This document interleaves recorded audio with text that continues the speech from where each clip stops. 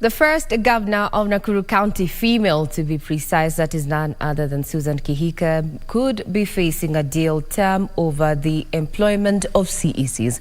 Good morning, this is in the headlines on Good Morning Kenya, and I am Regina, being the 22nd of March 2023. At the same time, back by popular demand. That is what Raila Odinga had to say yesterday, indicating that protests will not just be taking place on Mondays, but also Thursdays. Do you agree? We are open to your feedback. Get us on Twitter. Our Twitter handle is at KBC Channel 1. My Twitter handle is at Ray Manyara. Good morning, Ram. Reggie, what you said, quite interesting there when you look at that particular female leader here. What will be her future? Well, it's just a wait and see situation here. Of course, very good morning to everybody that has tuned in today. Thank you for choosing KBC Channel 1. We have a lot in store for you in our live broadcast today, including an exclusive interview with our very own First Lady of Kakamega County, where we shall be having an exclusive conversation with her in a bit. So stick around for that conversation that shall be coming up a bit later on. And of course, we shall have a conversation on women at the forefront. And in regards to that, we shall be taking a look at what women are doing in order to break that glass ceiling. I shall be joined by Jemima Nyarondia, who is the founder of Born to be Awesome initiative. We shall be taking a look at what she does and what inspires her to, move and push for women agenda in the country. My name is Ram Aguko. Thank you for choosing KBC. Remember, we're coming to you live from the broadcasting house here in Nairobi, Kenya. This is Good Morning Kenya. Reggie.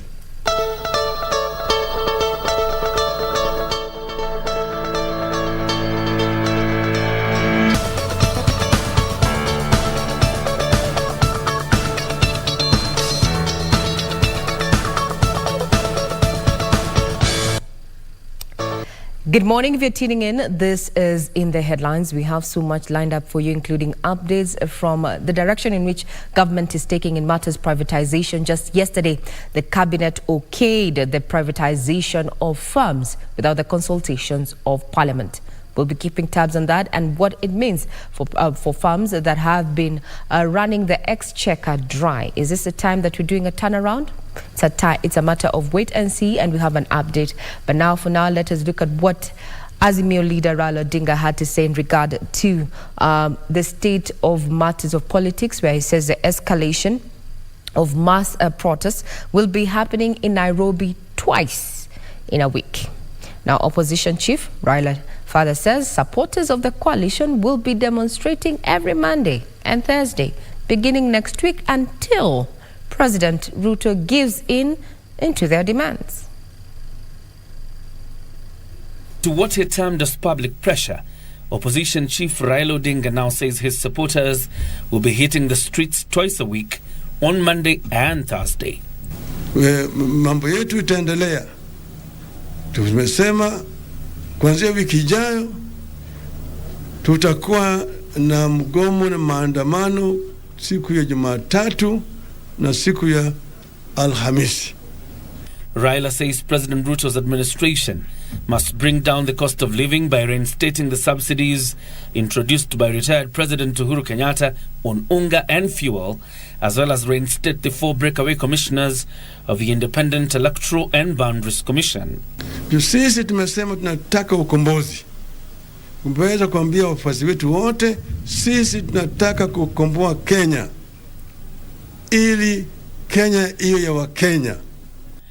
The opposition leader, who alleged an attempt on his life and that of Wiper leader Kalonzo Musyoka by the police, now says they will file charges on individual officers alleged to have used violence on his supporters. Raila claims Azimio will be seeking to charge Nairobi Police Chief Adamson Bungei, who declared the Monday protests illegal. We'll press these charges locally and internationally. We'll make Mr. Bungei and his enablers understand that the days when regimes could brutalize and butcher citizens with impunity are long gone. But there may be those who probably think that we also don't have rights. We have a right kugomea. Kugomea sio to act in isolation or anything. Absolutely not. What we are saying is fair reporting. Once a notice for demonstration is given, the police become facilitators, not obstructors. In a near repeat of his 2017 resist movement, Raila has called on his supporters to boycott telco services provider Safaricom, banking services provider Kenya Commercial Bank, and Radio Africa's The Star newspaper.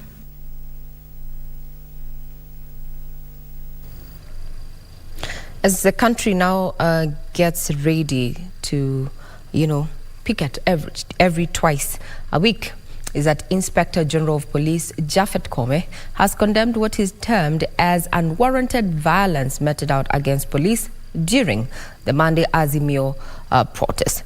In a statement, Koome says police arrested 238 protesters during the anti-government protests in Nairobi and Kisumu counties, and that more than 30 officers were injured in the fracas with 10 police vehicles damaged.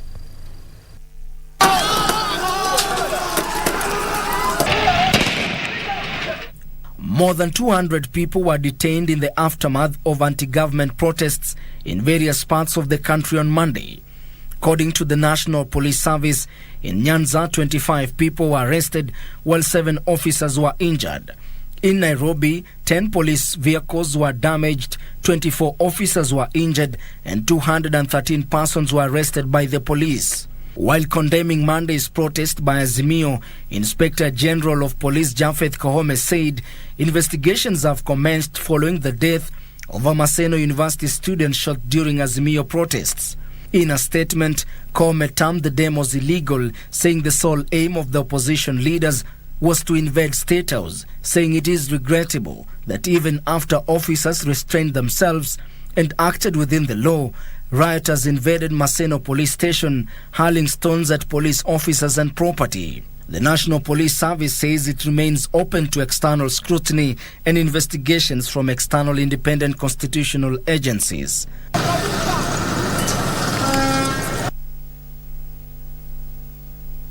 Now 238 people arrested across Kisumu and Nairobi counties following Monday's fracas there, at a time when leader of opposition Raila Odinga confirms that the protests are no longer going to be taking place only on Mondays in Nairobi, but they're going to be taking place Monday and Thursday come next week.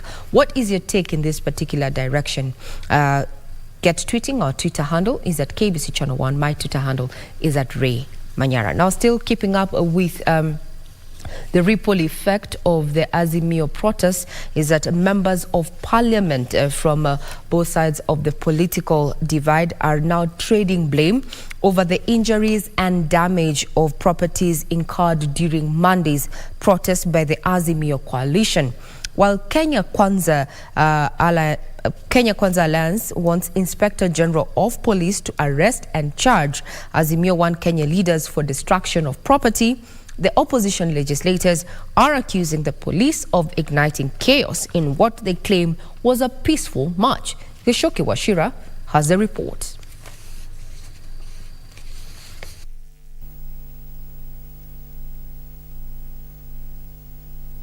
People who are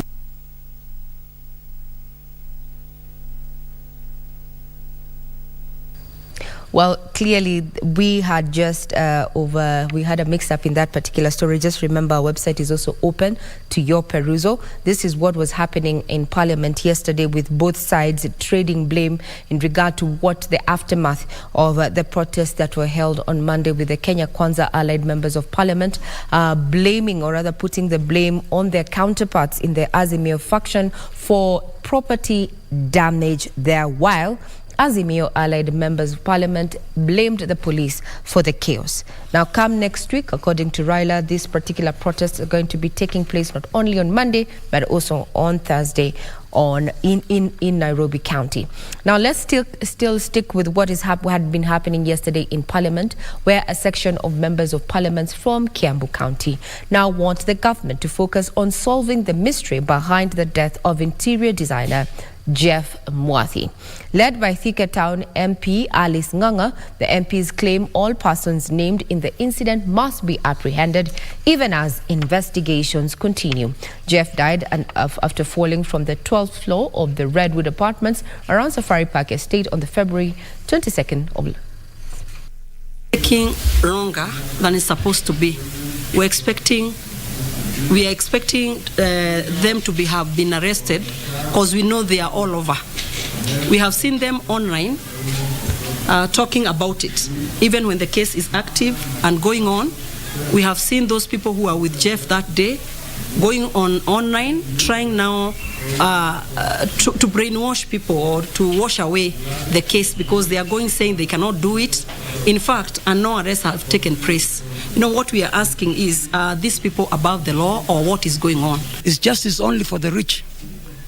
This should come to an end. We are demanding that the people who committed this crime should be arrested and arraigned in court. And it's very simple. The evidence is there, and I don't know what else they are waiting for.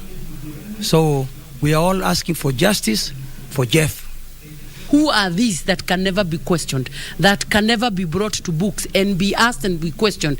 We are not condemning and saying they are the ones who did it, but again we are saying let justice be given to Mama Jeff, because this lady, a common Kenyan hustler who was hustling in the Middle East, and only to be called and told that an only son that she was bringing up with the hustle has been killed. Yet no justice has been done. It's now a month, and we saw the other day the minister telling us that he has given the authority to the people in charge to make sure that these people are brought to books. And since the time he said that, it's now 14 days. We are only asking for justice for this young man. There are so many of our young men who are dying all over in the areas of Kiambu and Nairobi, in nightclubs every night, and nothing is done. We are saying as mothers, we are tired of burying our sons. And all we are asking is how many sons are supposed to be killed for the government to act?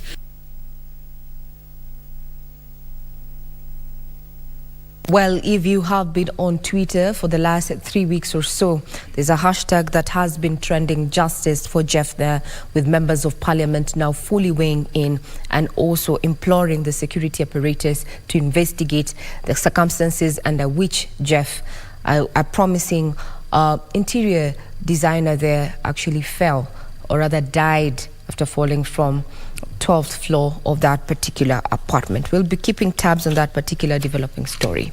Now, a section of legislators have welcomed the proposal by the National Gender and Equality Commission to have specific elected seats at the constituency level reserved for women.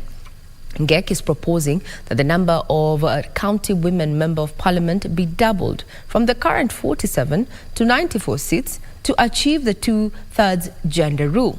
Led by nominated Senator Beth Kalunda, the legislators vowed to sponsor a motion in parliament that will see the proposal enacted into law and call for concerted efforts in achieving the elusive 2/3 gender rule.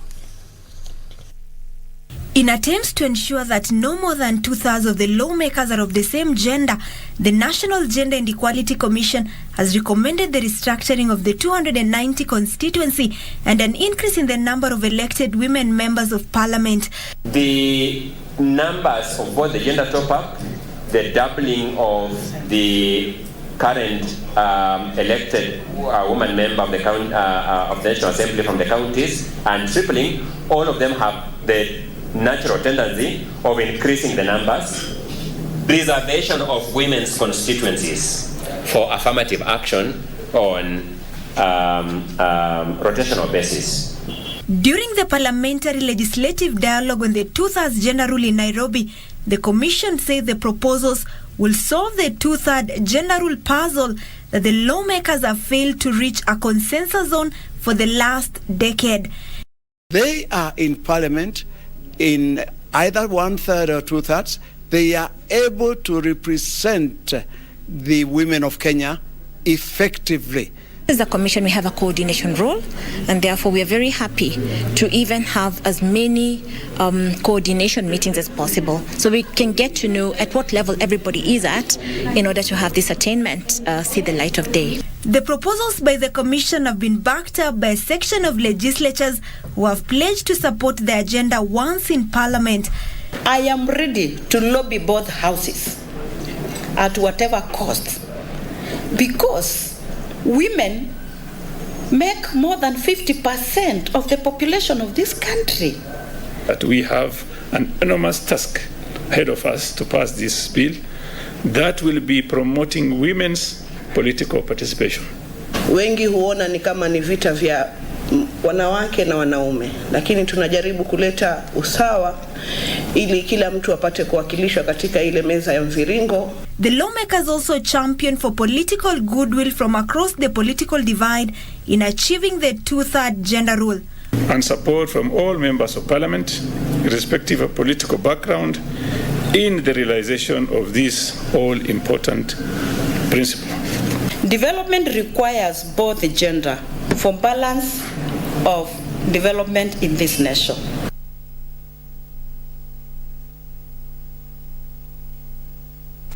Vetting of persons seeking identification cards and passports will continue to ensure that genuine persons get their identification documents.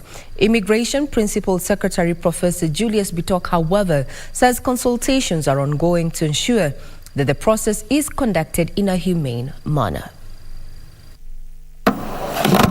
Leaders from the 6 counties of northern Kenya, namely Mandera, Garissa, Wajir, Marsabit, Tana River and Isiolo, had demanded the removal of vetting their residents were being subjected to when seeking national identity cards and passports, terming it tedious and costly.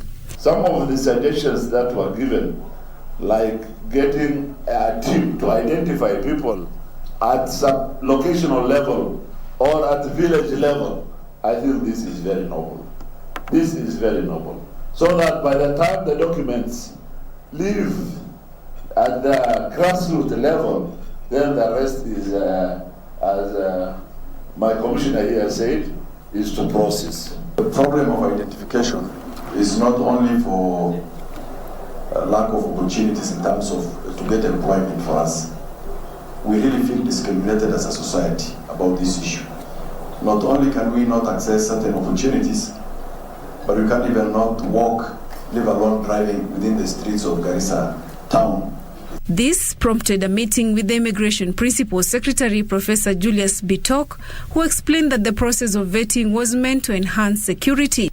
We are trying to engage to get a proper roadmap that the day it's announced, all the systems, all the machinery will be on the ground to ensure that that policy position, that policy shift will have been engaged. You know, our constitution says that for every issue which is very sensitive like this, public participation is very important. So for us, I think Honorable Rasso, you have captured some of the very critical issues. Bitok, however, said the process will be relooked into and urged residents from the region to collaborate with the government to ease the process. Our objective here is to ensure that we create a system that we shall end discrimination in issuance of IDs, issuance of birth certificates, issuance of passports, so that every Kenyan really will feel that.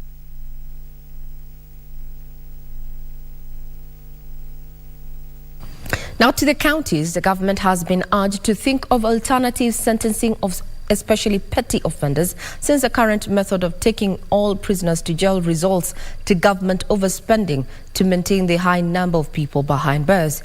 This story and others in our county news roundup. Speaking to the press, the Principal Secretary for Correctional Services, Mary Muthoni, said there is need for the government to rethink sentencing of especially petty offenders to decongest Kenyan prisons. Hii ni program kubwa sana ya kutusaidia ku decongest our prisons, kwa sababu prisons zetu zimejaa vijana wadogo, vijana wa 35 years and below. Na hao ni vijana wenye wangekuwa wanafanya kazi hapa mtaani na vijijini, kazi yenye inaweza ikawasaidia. Meanwhile, efforts to curb the spread of malaria in Migori County intensifies, with various partners in the fight against the vector-borne disease coming on board. They say they target 4,000 households in the campaign, which kicked off in 6 sub-counties of Migori County. I know there is a lot of myths that have been going around about the spray and the drugs used to control malaria that are harmful, but they are very harmless. They have no any effect on human life apart from the effect in killing mosquitoes. This work has contributed to protection of pregnant women and children under 5. The numbers that we can share are that in the spray last year, over 100,000 children were protected against malaria and 16,000 pregnant women were also protected against malaria. Elsewhere, drama ensued at Malindi New Bus Park in Malindi Town, Kilifi County, after a private developer was stopped by the Kilifi County government from erecting a perimeter fence on land being used by traders. Traders had complained that the developer had evicted them from the lands where they had been conducting their businesses, despite the land belonging to the county government. Sio kuvamia kama hivi. Tutafanya nini? Ukiiba afungwa. Ukitafuta jasho kama ile kazi ya garage wala haina malipo ni shida. Sasa hii kazi hapa haifanyiki. Hatuna kitu cha kufanya. Twaomba sisi maskini, sisi wanyonge tutetewe jamani. Hatujui ya kwamba kuna mwenye amepeana ruhusa ujenzi huo uendelee. Kwa hivyo kufika sasa kulingana na ofisi yetu ya Road Transport and Public Works na kwa niaba ya manispaa ya Malindi tunasema ya kwamba hiyo kazi imesimamishwa kwa ghafla. Finally, Kirinyaga Central Deputy County Commissioner Daniel Dege has given a stern warning to drug traffickers in Kirinyaga Central Sub-County, noting that distribution and consumption of bhang has been on the rise, with dozens of homesteads affected. Speaking during the issuance of checks through the Kirinyaga Central NGCDF worth 47 million shillings, he noted that the existence of drug traffickers in Kerigoya town is a threat to the younger generation. He called on the residents to volunteer information that will lead to the arrest of the culprits. Kitu inaitwa ukunywaji wa pombe haramu, pombe mbaya. Na hiyo ndio inapoteza watu wetu. Pangi imekuwa kama ni maji. Sasa nataka kutoa onyo kwa wazazi na vijana. Na mheshimiwa wako hapa, ako mstari wa mbele. Sasa hakuna mahali ya kujificha. Tutakuja tukukamate kama wewe ni unakunywa bangi ama unasafirisha bangi, utaosea jela. On that note, we take a quick breather, but we'll be back with so much more, including updates from the sporting arena as well as what is happening in the business circles. Do not go away.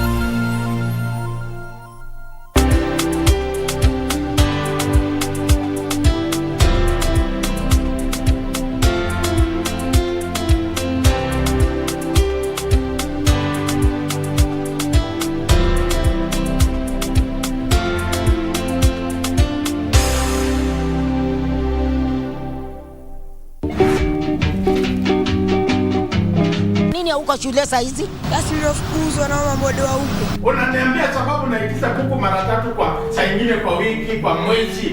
So it is us parents who are feeding you. No, you're not feeding us. We are helping your kids to know how to cook. Senior chief. Kuka. Can see. Kwa shule inaenda wapi? Hiyo kuku akikuja kwa shuleni, mwalimu anachukua ile kuku mtoto. Ina shida, inasomesha mtoto. Hata kucha tunatengenezanga nazo necklace. Hayo yote mnachukua. Kucha za kuku. Na manyoya ya kuku pia tunatengenezanga nayo pilo. Kuna bilibili hapa ni wewe amechapa mwalimu sababu ya kutuma mtoto wako nyumbani. Ambia walete ng'ombe mheshimiwa. Itakuwa ni mzuri. Watoto waambiwa walete ng'ombe. Vitu kwa kuku mheshimiwa. DJ want to let the music play. Jizi kwenda kama doba pamoja na mabeste boy. Glory to the Father.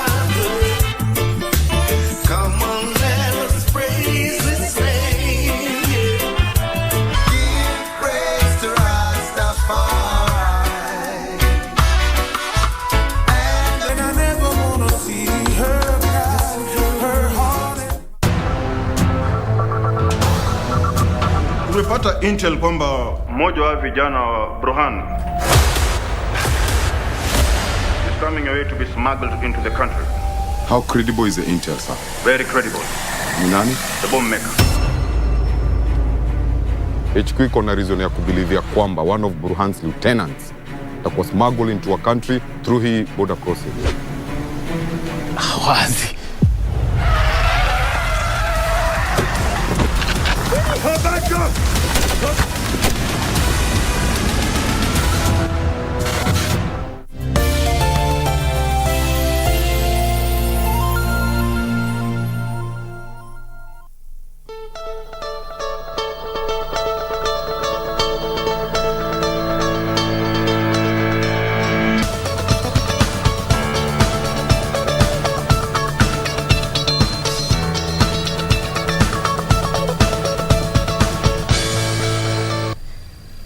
Good morning. If you're joining us, this is In the Headlines, and today happens to be the World Water Day, where matters of sanitation as well as water conservation are going to be taking center stage.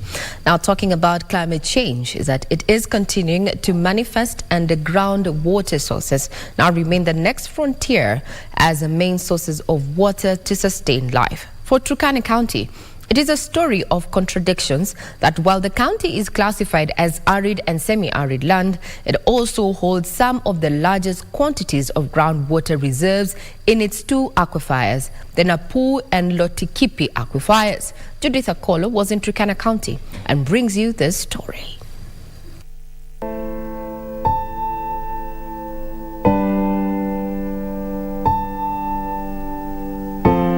The sandy and hilly Lodwar town stands perched, surrounded by the imposing stony hills. But this town in Turkana County, classified as an arid and semi-arid lands county, is sitting on a freshwater aquifer. The Napu aquifer, with a capacity of over 10 billion cubic meters of water. The beauty with groundwater is there is no evaporation. So once it gets recharged, it is kind of protected from the usual weather parameters. It's an alluvial kind of aquifer that we rate to be very vulnerable.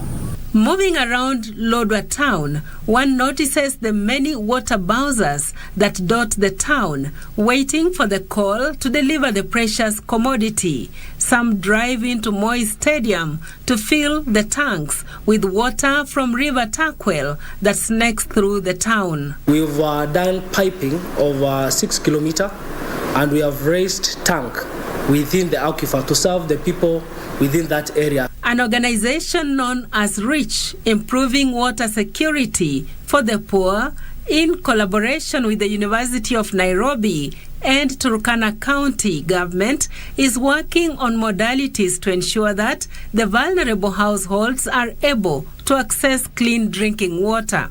For the county government to follow it to the latter on how the measures they need to take to protect the aquifer system.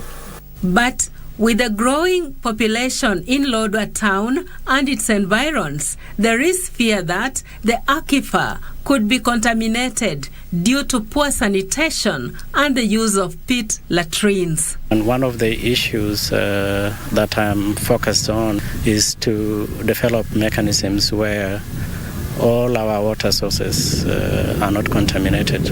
We'll do what we call community sensitization, to sensitize people who are living within the aquifer to move far from the aquifer because of its fragility. The aquifer is recharged by River Kawalase with its catchment on Loima Hills Forest and River Takwel. The Napu aquifer is not the only one in Turkana County. The Lotikipi aquifer turns out to be the largest of the two, boasting of a capacity of over 70 billion cubic meters of water. Haya maji hatutumii. Tumepata ripoti kwamba hiyo maji ni sunline. Haitatumika na binadamu mpaka wasafishwe. Tumeongoja wasafishe to date. Sisi bado tunakaa tu tunangoja maji ya Lotikipi. Nasinyono is one of the agricultural areas in the Lotikipi plains. Here, they are dependent on rain-fed agriculture, even as they are sitting on a vast aquifer. lakini sisi tunajua tu kufika mwezi wa 3 sisi tunaweka tu mbegu yetu chini. Tutarajia mvua itakuja wakati wote. On this day, the skies open, and when it rains, the plains of Lotikipi with their clay loam soils become impassable. It is tough here, as the impacts of climate change are evident, as when it rains, it is a storm, and when it doesn't, it is a drought. Calls for adaptation to climate change might be the answer to the plight of the people here. Judith Akolo, Prime Edition.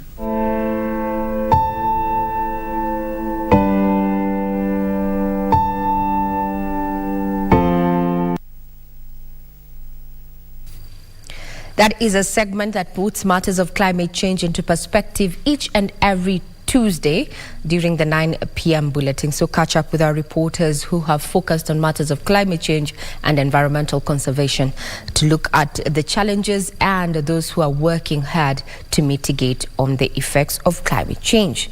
Now, at the age of 30, he became the first indigenous Kenyan commander of the Kenya Air Force. He is the one who flew the body of founding President Mzee Jomo Kenyatta from Mombasa to Nairobi. In military tales, today we focus on Major General retired Dan Gishuru.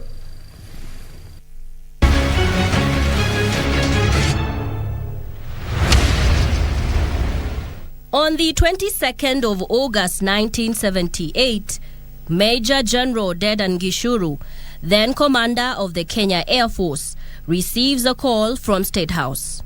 I was called after midnight by the ADC to the President, Major Macharia. We want you to come to Mombasa immediately. We want 2 planes, and you must be in one of them. The general quickly made arrangements for 2 planes to take off from Isili for Mombasa. Mission still unknown. Around the station, and I said I want 2 buffaloes to be made ready, and I'll be one of the pilots. So look for the crew for the other members of the crew. In my plane, it was myself, Kano Tambo, and Julius Karangi. He then receives strict instructions to park the plane away from public eye. And then we landed Mombasa at around 6 o'clock. And then I called Macharia. They said, we have landed. Yeah, could you park the plane near the fire station that is away from the public? And then the casket came. The mission was top secret, and they had orders to keep the news away from the public. I was called by the Chief Secretary, Mr. Karepi, who was in Mombasa then, and he said, can you arrange for ambulance to take the body to State House without anybody knowing? We got there by at 10 o'clock. We are there. By this time, of course, the ministers were called. So there was a kind of a mini cabinet. After the confirmation of the message, the broadcast was finally made that the founding president, Mzee Jomo Kenyatta, was no more. And Mr. Karevi drafted a message to be broadcast. The call was then made to the Voice of Kenya, now KBC. The message was actually very straightforward. It's been announced, yes sir, from State House, Nairobi, yes sir, that His Excellency the President, yes sir, passed on, disconnected. And that was, we got to sit at 10 o'clock. There's 1:15. There's the time the message sank.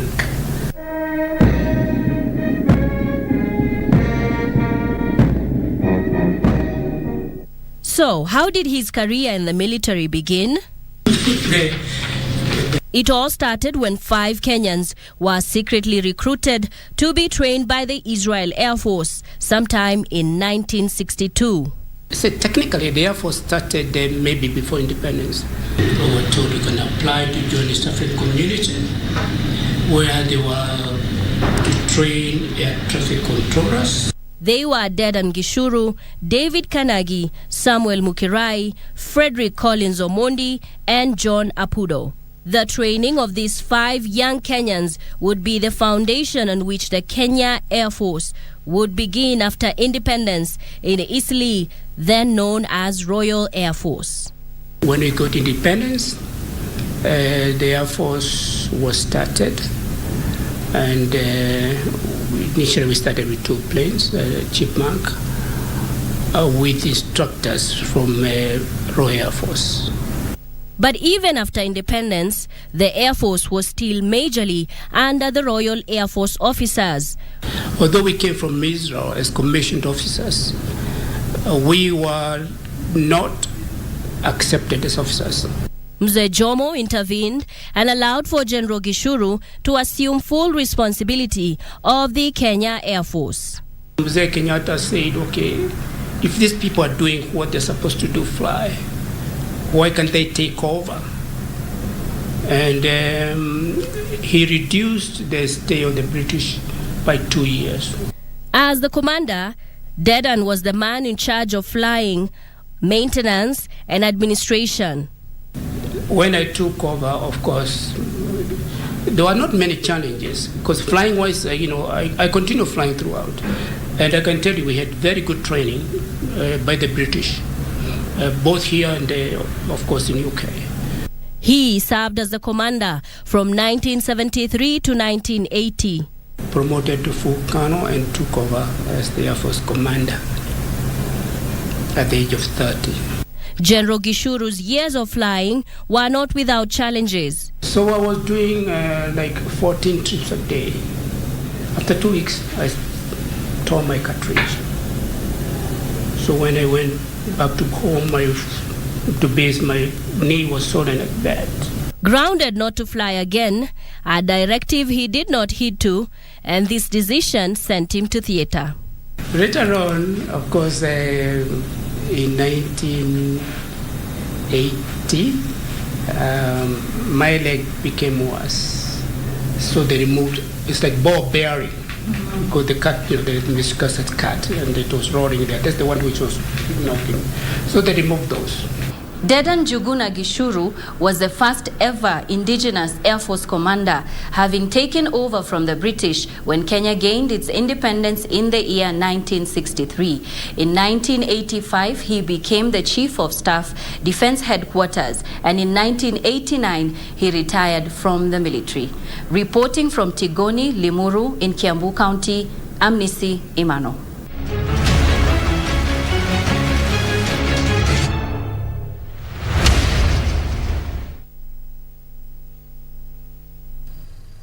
Well, just in case you missed that, you can find it on our YouTube channel at KBC Channel 1. Now we cross over to business, where county governments will receive 15 billion shillings more as equitable share revenue for the 2023-2024 financial year. This is after the National Assembly approved the Division of Revenue Bill 2023, which allocates 385 billion shillings to the devolved units. The 385 billion shillings allocated to counties is 23% of the 3.6 trillion shillings overall budget for the 2023-2024 financial year. Members of Parliament, through a report tabled by the Budget and Appropriation Committee, have proposed to increase county allocation from 370 billion shillings in the current financial year to 385 billion shillings in the next financial year, beginning July. The money that we are giving our counties vertically accounts for around 23.3%, which is over and above the threshold of 15%, Mr. Speaker. That this is in addition to the other conditional grants that our counties receive. A move that has been endorsed by members of Parliament who demanded accountability from the 47 governors. I would like to ask the committee that any money that is sent to the counties through the National Assembly, the national government, the National Assembly, is given the law of oversighting. Most of the money which goes to the county government goes to waste because of leakages, misuse of funds. There is usually the temptation to allocate resources to other areas where governors and people who are running their offices at the county level are able to get kickbacks. But we want to encourage them to invest money in more productive sectors. This is an increase of 4% from the 370 billion shillings allocated in the 2022-2023 financial year. We would like to urge Treasury to ensure that resources going to our counties are fast-tracked. Reforms need to be put in place and instituted so that encouragement is given to the county governments to enhance revenue collection. Commission on Revenue Allocation, CRA, had proposed to allocate 407 billion shillings to counties in the 2023-2024 financial year, but this was slashed by 22 billion shillings attributed to fiscal consolidation and austerity measures. When the people who fought for devolution did not intend devolution to be a center of expenditure, they thought devolution was going to be a center of production and contributes towards the exchequer. The 385 billion shillings allocated to counties is 13% of the 3.6 trillion shillings overall budget for the 2023-2024 financial year that will see the national government get 2.1 trillion shillings for the recurrent and development expenditure. Telkom Kenya is in the market again for the 18th time shopping for another buyer. This comes less than 6 months since the government bought a 60% controlling stake at Telkom at a cost of 6.3 billion shillings. Telkom Kenya Chair Edin Njoroge has told Parliament that the company is in talks with strategic investors for a possible deal. Once the country's largest integrated telecommunication company, Telecom Kenya, has struggled to regain its foothold in the highly competitive Kenyan telecommunication space. The company, which split into two in 1999, has changed ownership 4 times as it struggles to turn a profit. Telecom Kenya Board Chair Edin Njoroge has told Parliament that the company is shopping for another buyer. Are you aware of any plans to sell all shares, both GOK and Ilios, from Telkom to another private entity? We have been requested to look for investors. We are involved in that process, and we have been getting requests for proposals and also interested people who want to do due diligence. We have actually opened a data room for people to do due diligence. The teleco is in the middle of another controversy after the National Treasury spent more than 6 billion shillings to buy back 60% of the company shares in October last year. Two shareholders are talking between themselves. If there was a valuation of the company, then we would have been involved. But there was no valuation of the company. What they did is to agree that, yes, I want to get out, you can take my shares for free, and there is a loan that I had given that I would want you to pay me back. What was the value of the loan as per the audited accounts, and that's the figure which was agreed. So the company was not involved in any way. This comes even as the Communication Authority of Kenya warned that Telecom Kenya could be out of operations next year when its licenses expire. Outstanding dates or debts in relation to other service providers, for example, American Tower Limited and Safaricom PLC. This is likely going to compromise the quality of service and experience of Telkom Kenya customers. Communication Authority of Kenya Director General Ezra Chiloba says the teleco owes the regulator 9.4 billion shillings in unpaid licenses fees and penalties. License to operate is now under threat in terms of renewal, given the outstanding date to the authority estimated at 9.4 billion as at the date of this submission. The legislators questioned Njoroge's role in the exit of UK-based private equity firm Helios. Your chairmanship status, yes, when you were serving. Who this chair is he independent? Is he nominated? Or is he appointed? Because I've heard those 3 words. I'm not a representative of Helios.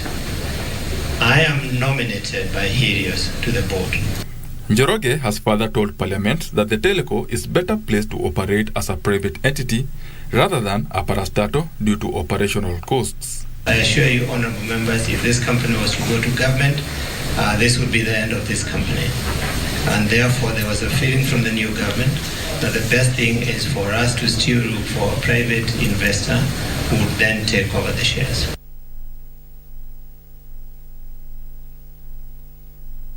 As far as matters of Telkom Kenya is concerned, is that it has an outstanding debt of 9.4 billion shillings that it needs to pay before any transaction in as far as involving transfer of shareholding is effected.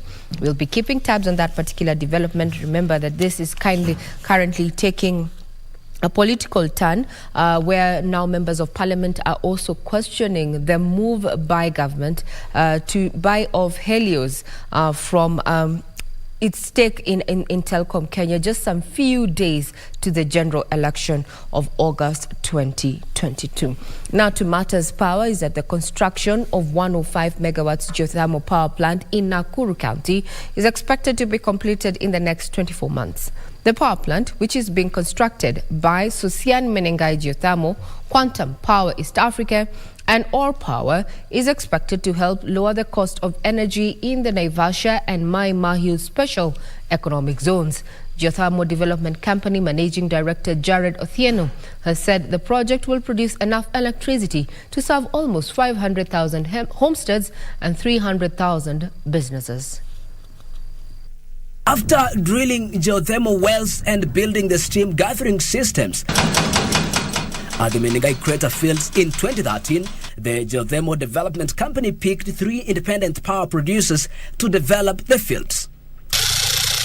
However, the project ran into headwinds due to legal and regulatory problems. We are waiting for the interconnection facilities from GDC and KPLC so that we can be able to produce our power and help Kenya grow in the renewable energy sector. However, almost 10 years later, the Menengai project in Nakuru County is finally starting to take shape. According to GDC Managing Director and CEO Engineer Jared Otieno, once the plants are fully operational, electricity generated from the project will cost at least 7 Kenyan shillings per kilowatt, less than diesel or hydropower.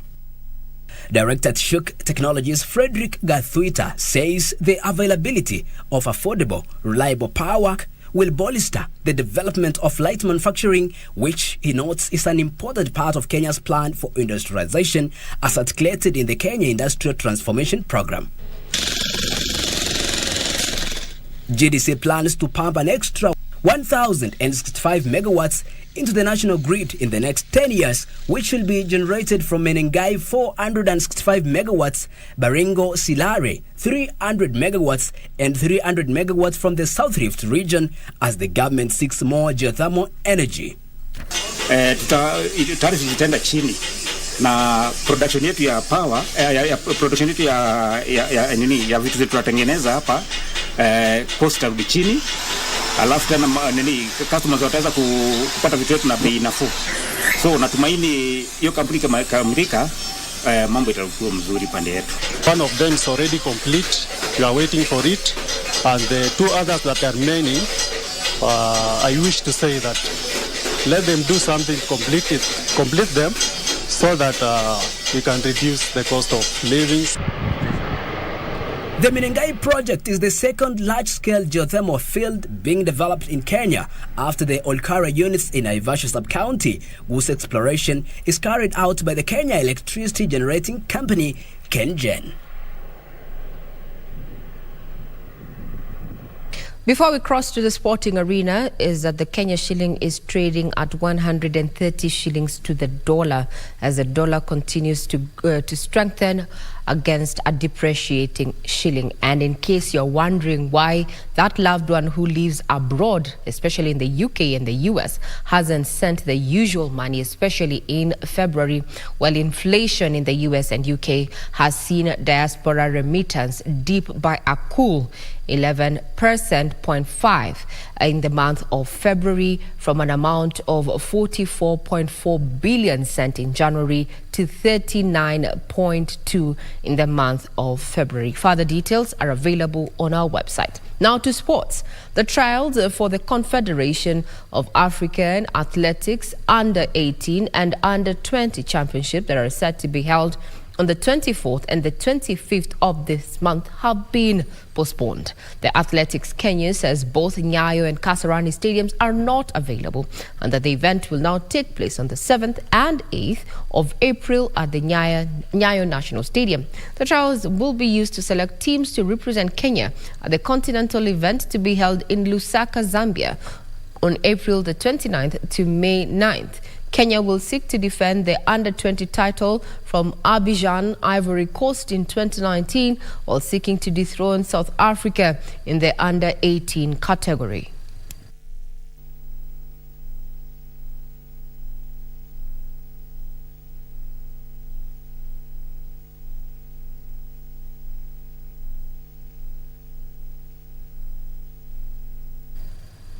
So the new dates are 7th and 8th of April at the Nyayo Stadium there, where we'll be having that particular selection towards the Confederation African Athletics Under-18 and Under-20. To rugby, the National Deaf Rugby Sevens team is appealing to the Ministry of Sports to come forward and help them secure air tickets and allowances for the team, which is expected to jet out to represent Kenya in the 2023 Deaf Rugby Sevens. The championship will be held from the 5th to the 9th of April in Cordoba, Argentina. To KBC Channel 1, the Kenya National Deaf Rugby Sevens Team Secretary General and Team Manager Joseph Gari said that the Kenyan team has been working hard in training and is optimistic if they are given a chance to participate, they will register good results. We have been working more closely with the Ministry of Sports from last year. The early information that we got them, it was very well. They are aware of the deaf rugby. We have all moved a long way from month September up to March. So what is possible is that they approved our support that we need, which is quite urgent. Gary also mentioned that the Global Showpiece will offer a platform for the players to get more experience and exposure. I'm very sure, and I wish, only when we share support, we believe that Kenya Deaf Rugby is going to achieve better results, because we've been planning for championship with the others. This is going to be the first one. And I want to say that Deaf Rugby, we have a team who is strong and they are very ready for competition. On his part, Captain Martin Kasivwa appealed to the sports CS Ababu Namwamba to come to their aid. If we have any supporter or the government ministry can support us, true, we are very ready for the competition, starting from 5th to 9th. The championship will be held from 5th to 9th of April in Cordoba, Argentina, where more than 28 teams are expected to take part. We are ready and we're working hard to win, to get the trophy back to Kenya. They will make the government happy with us too. The KBC sports team there indicating that we are all inclusive and that we have able reporters who can even, do the sign language there. Now, before we put a cap on matters in the headlines, I know soccer fans are talking about who is going to carry the title in as far as the English Premier League is concerned is quite something. Arsenal is going to be squaring it out with Manchester City come April the 26th. Who do you think is going to be carrying the day? We have Arsenal playing Leeds on the 1st of April, while as well as Liverpool on the 9th. While on the other hand, Manchester City is also going to be playing Liverpool on 1st of April and Southampton on the 8th. On these particular two matches in question is that there's a 78% chance of winning, of Arsenal winning its game against Leeds, while it has only 21% chance of winning its game against Liverpool. On the other hand, Manchester City has a 61% chance of winning its game against Liverpool on the 1st of April, while having a 71% chance of winning its game against Southampton. Further details are open and available on our website. And just as we cap it, is that France and PSG striker Kylian Mbappe has succeeded Hugo Lloris as France captain following the retirement of Lloris. Meanwhile, former England manager Roy Hodgson has been reappointed as Crystal Palace boss until the end of the season. Accepted the proposal after discussions with coach Didier Deschamps and France's Football Federation. The 24-year-old striker has played 66 times for his country, scoring 36 goals for the team, helping Le Bleu to the World Cup title in 2018 and also guiding France to the World Cup finals last year, where they lost to Argentina. PSG snatched the lead! This is quite a run from Draxler, and he's fed Mbappe! Mbappe's first game as captain will be Friday's Europa qualifier against the Netherlands at the Stade de France. Meanwhile, former England manager Roy Hodgson has been appointed as Crystal Palace boss until the end of the season. Patrick Vieira, who replaced Hodgson at Selhurst Park in July 2021, was sacked by Palace on Friday after a 12-match winless run in all competitions. Hodgson managed Watford from January to May 2022, leaving after they were relegated to the Championship. Hodgson had said he did not expect to take another managerial job in the Premier League after his departure from Watford. Ray Lewington also returned to Palace as first-team coach with Paddy McCarthy, who took charge of Sunday's 4-1 defeat at Arsenal, named assistant manager. Kylian Mbappe, the majority of people, especially, women and such, did not know about the young striker, so to speak, up until the World Cup. There he is. He's going to be taking up leadership at PSG. That puts a cap on matters in the headlines. Be sure to keep it right here as we sample the various dailies and highlight what the scribes have picked out as their main stories in the dailies. Do not go away.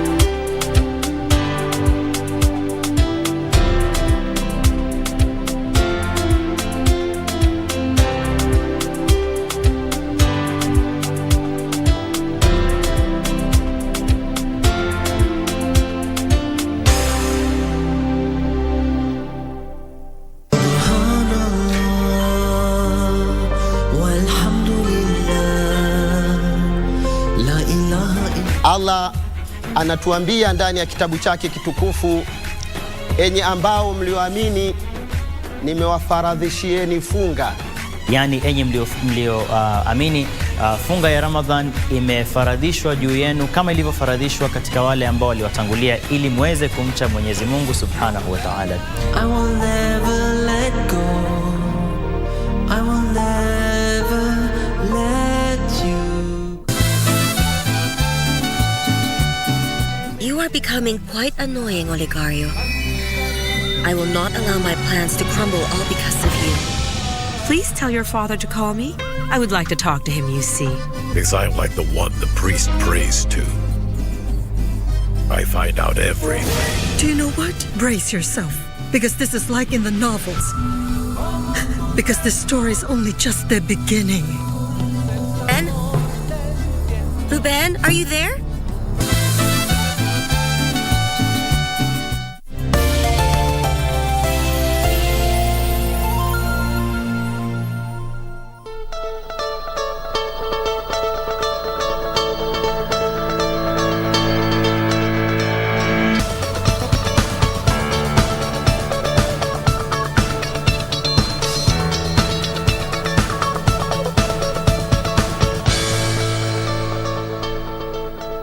Good morning once again. If you're tuning in, this is In the Headlines, and now we're sampling the various dailies. I have a copy of the Standard. I want to give you a sneak peek to how the front page looks like. The aftermath, the reactions after the Monday protest and developments they are in. It indicates that according to Raila Odinga, who is the leader of the Azimio One Kenya coalition faction, there says that back due to public demand is that protests will not just be taking place on Monday, but also on Thursday in Nairobi.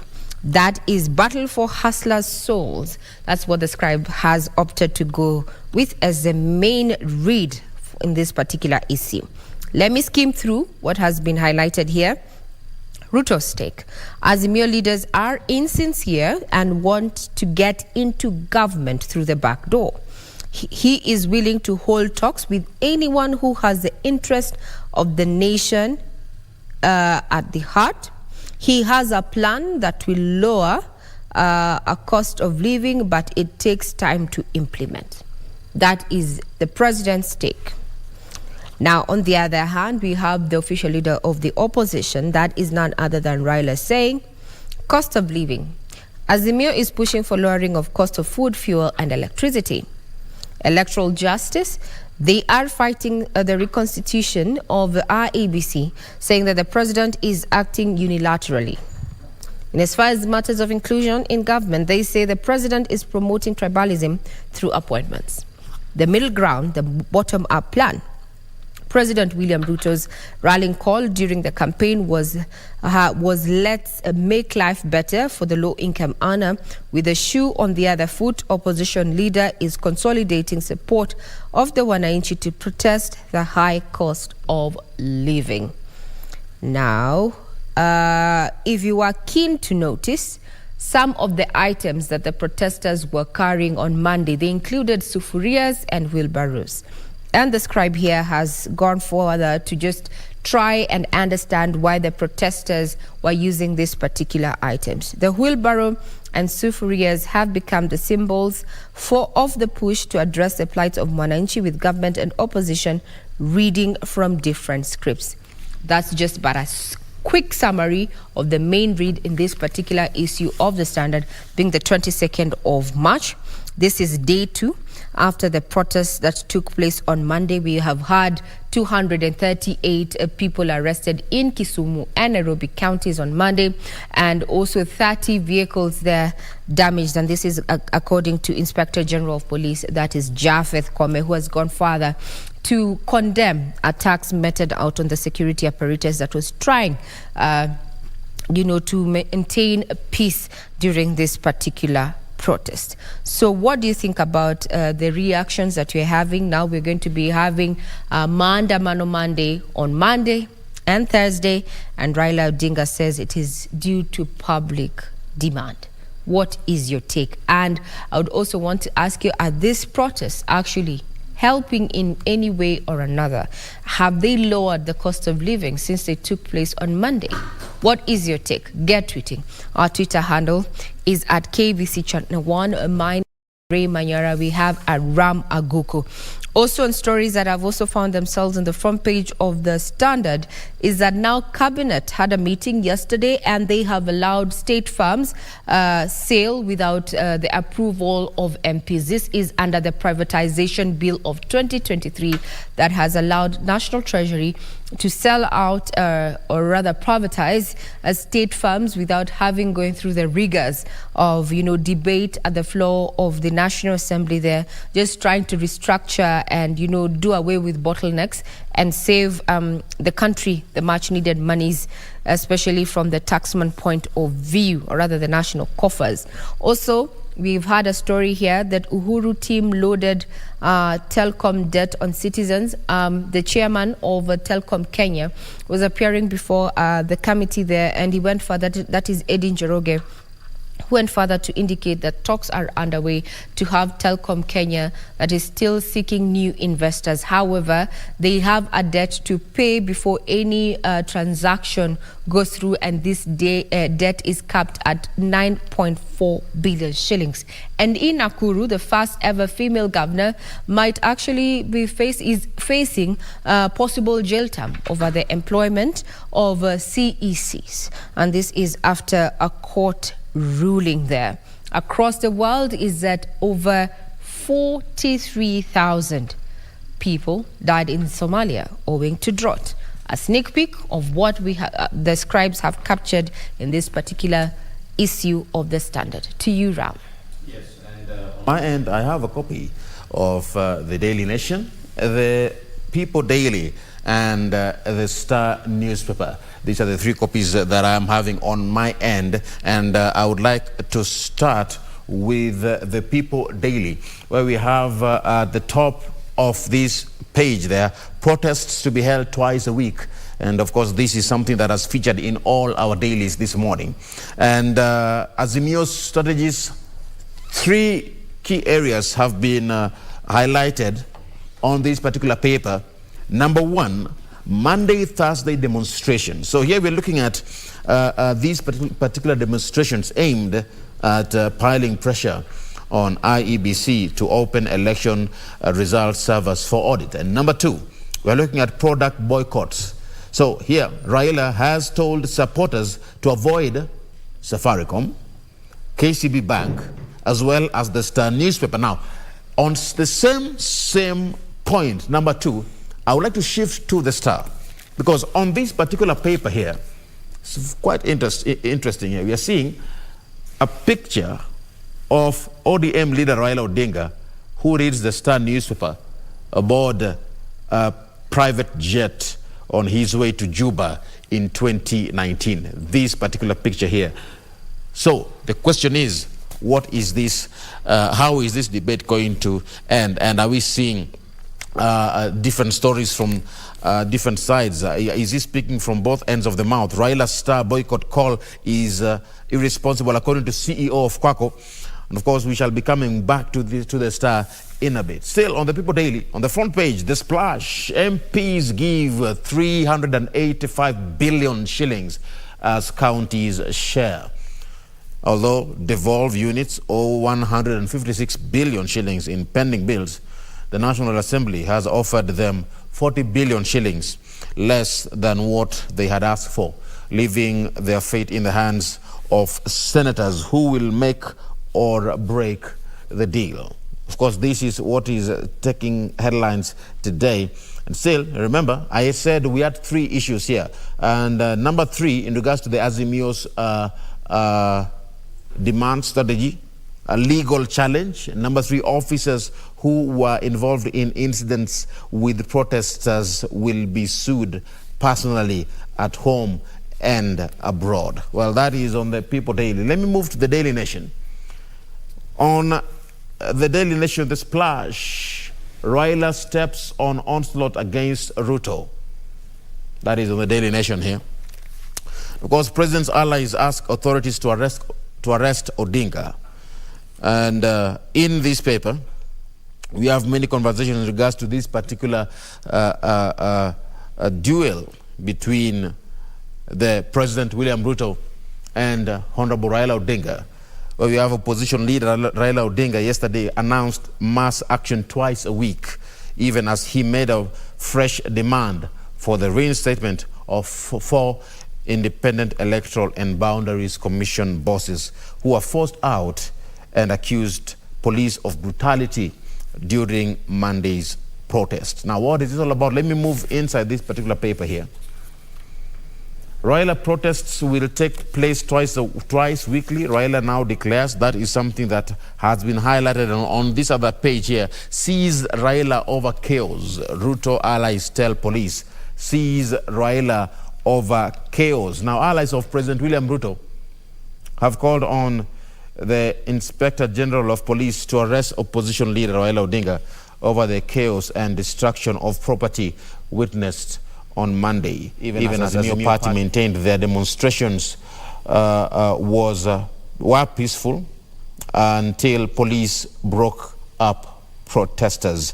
Now, politicians in the rival Kenya Kwanza Alliance and Azimio la Umoja One Kenya yesterday traded accusations over who should take responsibility for the chaos, with each side claiming innocence. Now, the Kenya Kwanza team, led by National Assembly Majority Leader, that is Honorable Kimani Ichung'wah, and his Senate counterpart, Aaron Cheruiyot, told Mr. Japheth Koome to arrest Honorable Raila Amolo Odinga. That is on this particular story here. And still, in regards to the ripple effects of these particular demonstrations that took place on Monday, we have a mother's heartbreak as son is shot dead by police. Now that her son will not be among the students graduating at Maseno University next year, but instead will be in a grave. Yet another statistic of alleged police shootings breaks Mrs. Evelyn Miruka's heart. Well, the 44-year-old spoke bitterly about the death of her son, known as William Mayenga, who is a third-year student at literature at the university, student of literature at the University located some 26 kilometers from Kisumu City, who died from a gunshot wound following Monday's anti-government protests. Now that is what took center stage in Kisumu, the shooting of William Mayenga, who was her first-born son and the only fatality of the violent protests that took place. Now, William was to turn 22 in May before he fell to a single shot to the neck a few meters from the university's gate. And of course, our condolences go to the family. Quite a sad turn of events in regards to the ripple effects of these protests. And the question is, how far will Azimio go? They're talking about demonstrations twice a week. What are going to be the ripple effects of these demonstrations? Are we going to see many Kenyans lose a lot? Will we see the economy go down because of these protests? Well, that is a conversation that we are following up keenly.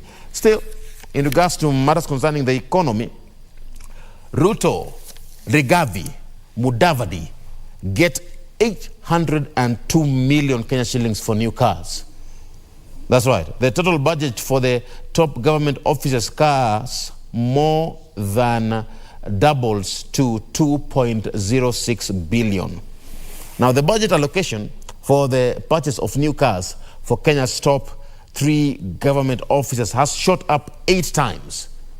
8 times in the last changes to the spending plan that also benefited retired President Uhuru Kenyatta. Now, the offices of President William Ruto, his deputy Rigathi Gachagua, and Prime Cabinet Secretary Musalia Mudavadi have been allocated 802.2 million Kenya shillings to buy motor vehicles in the current financial year. That is a significant increase from what had been allocated as Kenyans come to terms with the bloated government that has scuttled Kenya Kwanza's austerity measures. And I'm looking at what PLO Lumumba, Professor PLO Lumumba said in regards to this. And he said that, you know what, this ought not to be true. If that is the move, then the government ought to retract this particular move. That is according to Professor PLO Lumumba, who tweeted in regards to that. The budget is expected to rise further on vehicles for CASs. That is the chief, that is CASs that were selected recently, of which still conversations were there in regards to that. Do we need the CASs? And can the economy handle all that pressure? Let me move to the Star. The inside secret push for Raila Ruto dialogue. Inside secret push for Raila Ruto dialogue. Hardliners get in the way, and Odinga scales up his mass protests to twice a week, heightening anxiety across the country. Now, clerics, diplomatic corps working behind the scenes in this conversation. Now let me move to that particular story here, where you have the secret push for Raila Ruto talks as a standoff worsens. A multi-pronged initiative has been launched to push President William Ruto and Azimio leader Raila Odinga to the negotiation table. This is according to the Star. However, the push for talks has been scuttled by hardliners, even as Raila scales up his mass protests to twice a week, heightening anxiety across the country. The story continues to say that Honorable Raila Odinga initially announced weekly street protest, but that has now been advanced to twice a week, every Monday and Thursday. How will this end? Well, that is what is taking center stage on the Star. Now, leaders talk tough as conflict degenerates. Now, according to, let's move to Raila's team and compare notes with Ruto's team. Now, on Raila's team, scales up demos twice a week. Number 2, threatens legal action against individual police officers. Number 3, insists that the Cherera 4 commissioners must be reinstated. And number 4, insists that the cost of living must come down. And finally, number 5, the calls for boycott of some corporates such as Safaricom, as I had mentioned earlier. Now, on the other side, Ruto's team, 1, the calls for the arrest of Raila and Uhuru Kenyatta. Number 2, accuses Uhuru of sponsoring demos. Number 3, wants Raila and allies held responsible for damaged property. Number 4, claims that Honorable Raila Odinga orchestrated looting of property. And finally, number 5, terms the protest urban banditry and economic terrorism. That is according to this particular paper here, The Star, comparing Raila's team's demands and Ruto's team's demand. Well, that is on my end of the People Daily, the Daily Nation, and The Star. Reggie.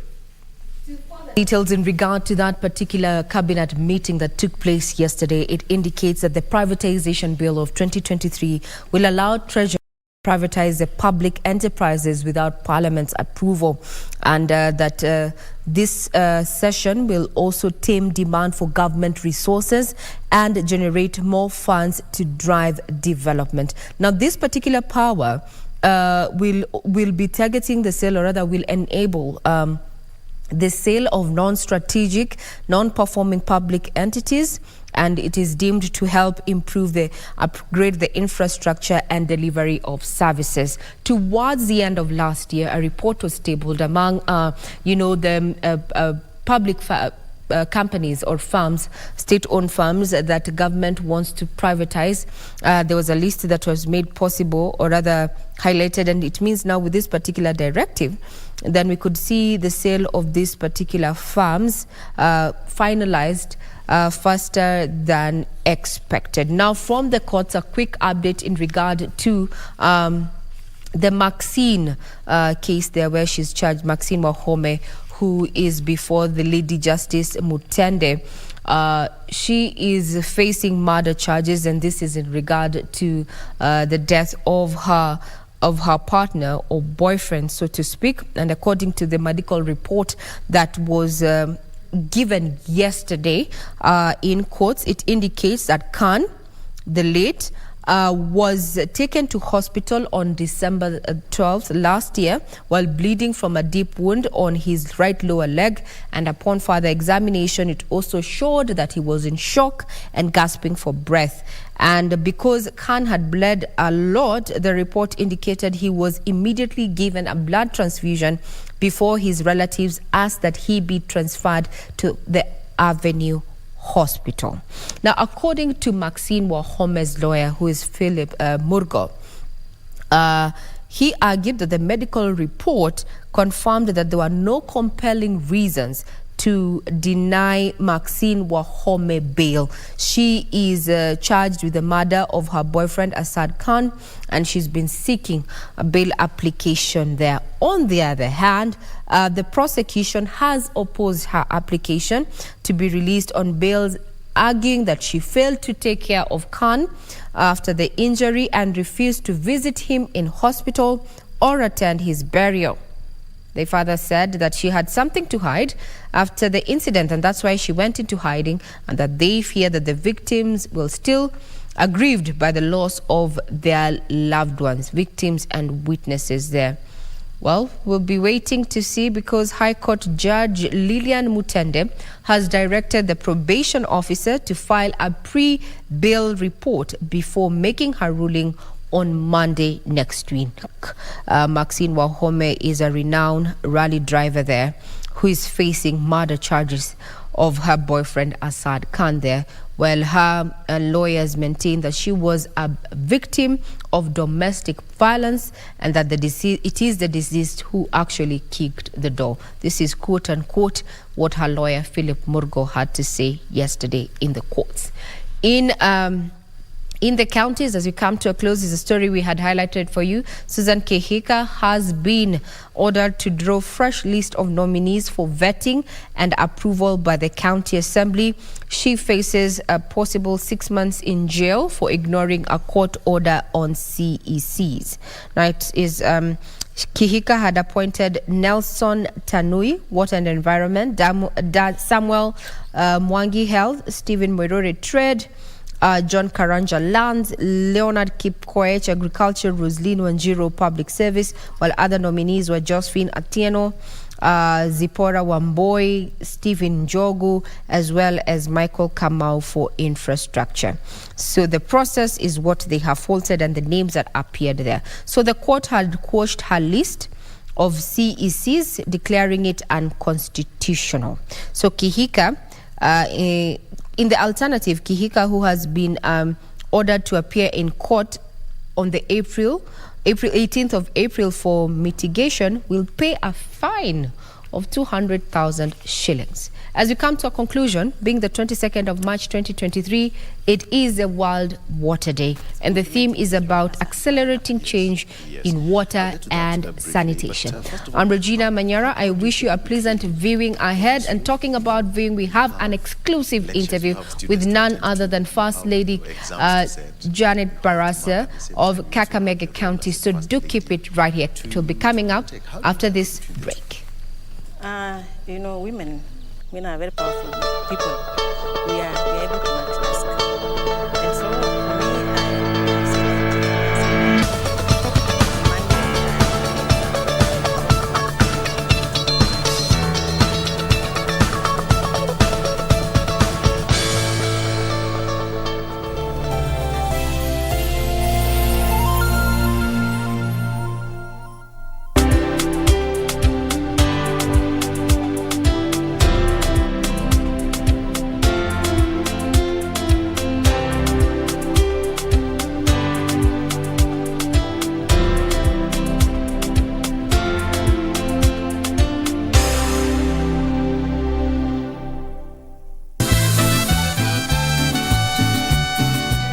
becoming quite annoying, Olegario.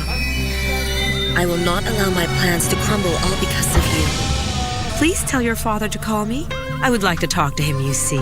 Because I'm like the one the priest prays to. I find out everything. Do you know what? Brace yourself, because this is like in the novels. Because this story is only just the beginning. Ben? Ruben, are you there?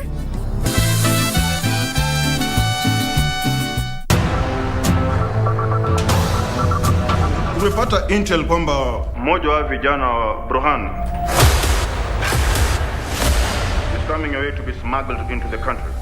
How credible is the intel, sir? Very credible. Ni nani? The bomb maker. HQ iko na reason ya kubilivia kwamba one of Burhan's lieutenants was smuggled into a country through hii border crossing. Wazi. Back up!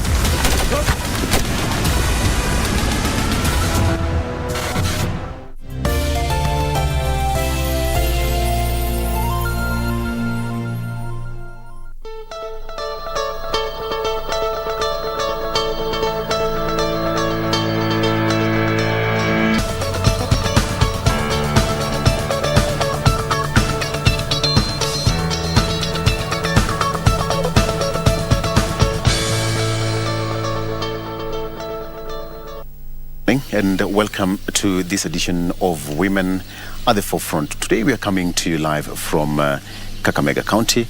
Of course, we are privileged to have the First Lady of this great county of Kakamega.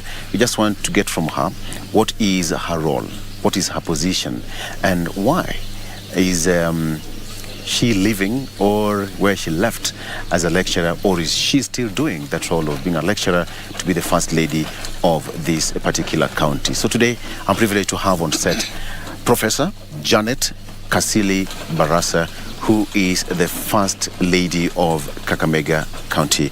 Ma'am, thank you for joining us and welcome to the program. Thank you and good morning. My name is Professor Janet Kasili Barasa. I am the First Lady, Kakamega County. And as we've heard, I am a professor of religion and culture. Yes.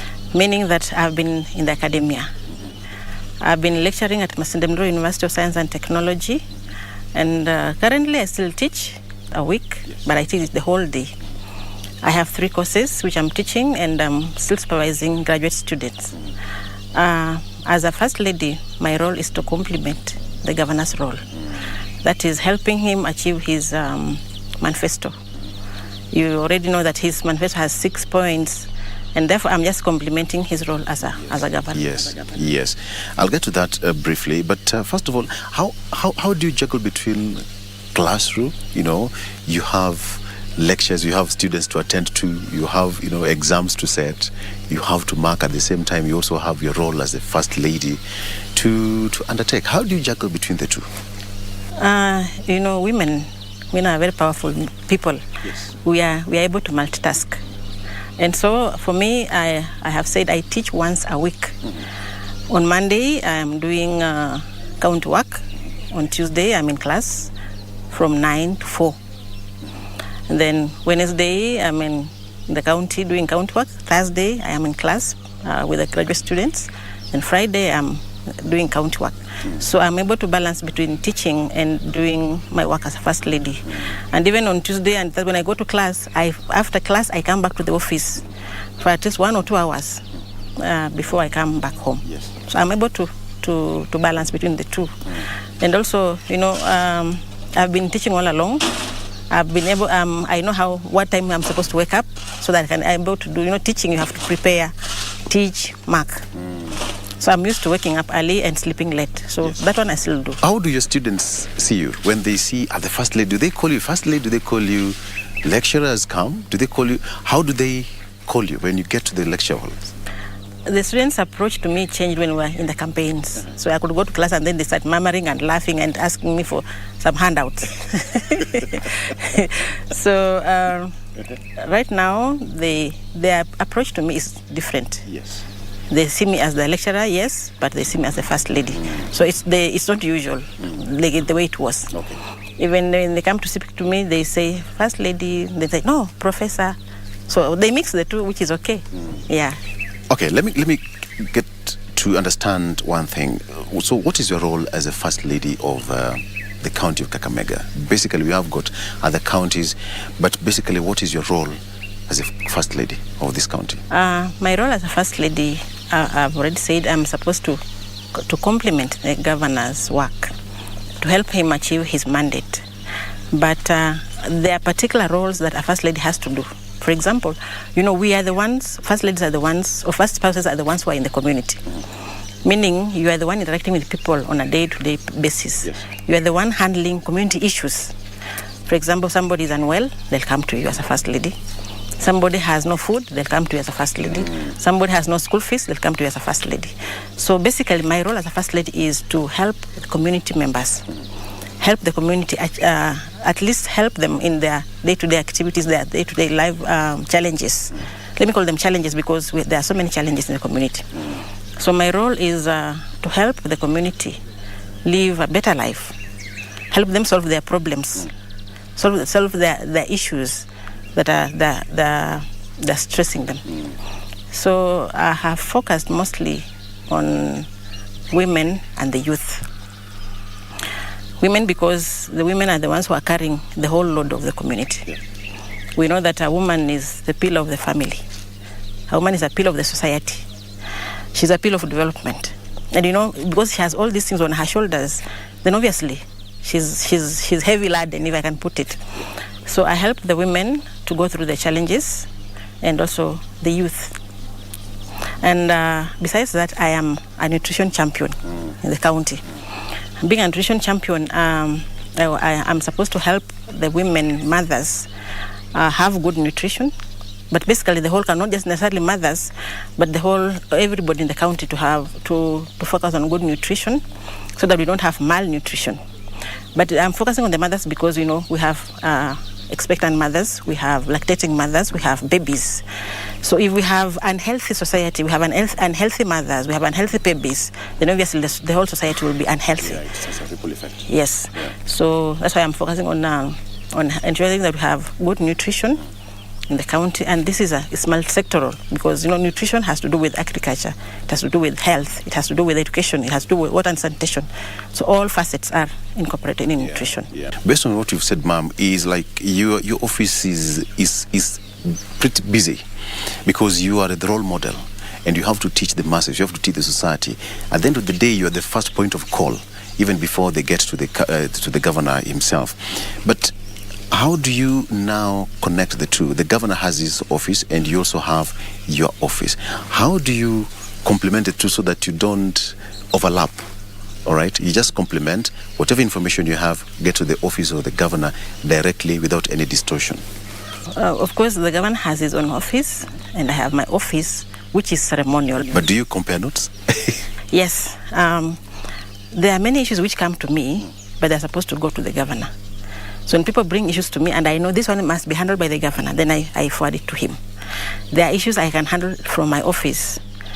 But my office is ceremonial and we don't have so much in the office. We have no budget, we have no finances.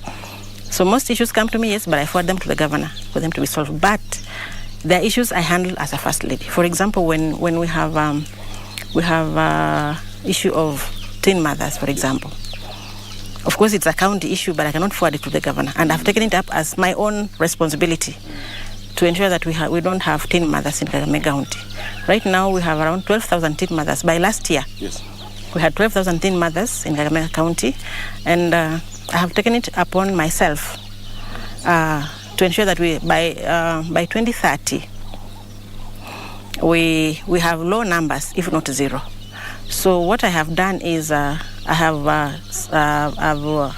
selected 60 champions, one from every ward. Yes. So I have 60 champions, teen mothers, whom I'm using as champions to help me tell the Kakamega society that teen pregnancy is not good. Yeah. It's a vice, and when a girl gets pregnant at an early age, there are many other challenges that come with it. She may get fistula, she may get HPV virus, she may get other STDs, she may get other things, and overall, her education will be curtailed. Even the perception from the society. Yes. Yeah. So I have taken upon myself to ensure that we don't have these numbers not grow, but we minimize them, if not get to zero. So such an issue, when it comes to me, I cannot forward it to the governor, and that's why I've taken it up as myself as a first lady to handle issues of teen pregnancy. We have issues of SGBV, which is also on the rise in Kakamega County. And such issues, I coordinate with the Ministry of Health and Ministry of Youth and Gender, so that we handle the SGBV cases coming to me. And we have a center in Shinyalu, which is supposed to be launched soon, so that these mothers or people who have gone through SGBV yes, have a safe house where they can recover from and continue with their lives. So there are issues I forward to the governor, there are issues I handle as a first lady. Okay. That's again paints a picture of how busy your office is. So how is a day-to-day like? At what time do you start your day? Like I've already said that I've been a lecturer. Yes. And being a teacher, you have to prepare, teach, mark, and the like. So a teacher's day is always very busy and starts early and ends late. So for me, I wake up at 5. My day starts at 5. We are parents, we have children going to school, we have junior secondary, we have grade 5. So I have to wake up at 5 and ensure that these two, the junior secondary and the one in grade 5, are ready for school. So when they leave for school, then I begin doing my work as a professor. Maybe I have something to prepare for a class, I have research work to guide, I have notes to prepare, so I do that. Then also prepare breakfast for us, me and the governor and the family members. Then if it's my day to go to class, then I leave for class. If I'm going to the office, I go to the office. Then my day goes through like that till evening. Yes. Let me ask you a question. Were you prepared for this transition from where you were living a quiet life, as a close-knit family, as a lecturer who was attending to just a small number of students, and then all of a sudden you're exposed to a country with over 1.6 million people? Were you prepared for that transition? If not, how is it so far, the experience? I wasn't prepared for the transition. Yes. And I wasn't prepared for the public space. So initially it was not easy because I was used to living this quiet life, leave this home, go to class, teach, come back, and I'm just having students around me, But I began transitioning during the campaign because, we never campaigned together with the governor. He had his own team, I had my own team. So when we go to the campaign, we go to a rally, all eyes are on me. Yes. Yeah. So even my team members will speak and do whatever they're doing, but all eyes are on me. So that's when I began transitioning slowly that my space is gone, if I can use that word. So slowly by slowly, I started getting used to the crowds, the public space. And now, yes, but it has not been easy. Yeah, because I wasn't prepared. I wasn't ready. You're not ready? No. When the moment you're going through the campaigns and the governor approached you and said, he wants to run for the office of the governor, how did you receive that information first of all? Initially, I was resistant. Actually, I refused because, we are a young family. Yes. I've told you we have one in our acting last born is in grade 5. The other one is in junior secondary. Then we have 2 other elder ones. So for me, our family was too young to get in the public space. And also, I had never dreamt of being in the political space. I knew I was a teacher. I'll just teach, live my quiet life. Yeah, that's it. So initially, I resisted. But then I realized as I was resisting, he wasn't relenting. So I let it go. Okay. And then you said, okay, fine, you have your way. Are you happy with now the situation is he's out there serving the people of Kakamega. He's now a national figure. He's chairing one of the most important committees at the CUG.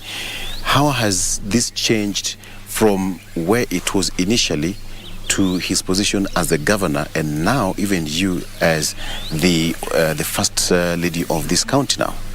For him, he was already in the public space. He was a CEO. Yes. Okay. But now, he being the governor, being the chair of the finance committee in the COG, somehow he's, of course, that time he was a CEO, yes, but he wasn't as busy as he is now. So right now, we are here at home with him, but he's near yet so far. Near yet so far because he'll come to home in the evening, but he's coming with guests, political guests, okay? So they'll spend time talking the issues. Then it's quite late, maybe the boys have gone to sleep. They wake up early and go to school. Has not woken up. So for us as a family, we don't have a lot of time with him. Yeah. But I appreciate it because we are serving the community. So we are serving the larger community, the larger family, which is okay. Let's come back to your position as the first lady of the county. You have a caucus, and you have got 47 counties across the country. How do you relate as the first ladies across all the 47 counties, again, beginning from the first lady of our nation, Rachel Ruto? As first ladies, we have an association or a caucus which is called the County First Ladies Association, CIFLA, yes, in short. So CIFLA, it brings together all the 47 first ladies from all the 47 counties. And what we do is we normally have meetings where we meet and discuss issues in our different counties. And as we discuss issues in our different counties, we look for partners to help us solve these issues. As you know, that our offices are ceremonial. They have no budgets, they have no votes to do any activity. Yet we have all these activities we are supposed to do in the community. So when we meet, we discuss issues in different counties, but we also look for partners to help us solve the issues in our counties. And we are trying to do the same thing, replicate, like what I'm doing in Kakamega should be done in Bungoma, should be done in Kericho and all, so that we solve the challenges in the community. Similarly, though we know some communities have more challenges than others. And what Mama Rachel is doing, we are also doing it in our small way. Yes. Though luckily her office is well catered for. And I wish ours were also catered for the way Mama Rachel's office is catered for. Are these some of the discussions that you have during your caucus meetings? Sure. We raise such issues, and we are requesting the COG to help us legalize our offices so that we are able to run our activities comfortably. We are also requesting the First Lady's Mama Rachel and His Excellency the President, because we are the heart, if I can use the term. We are the heart of the community. Yeah. We are the heart of the county. And you cannot be the heart of the county if you cannot reach everybody, you cannot help them in any way.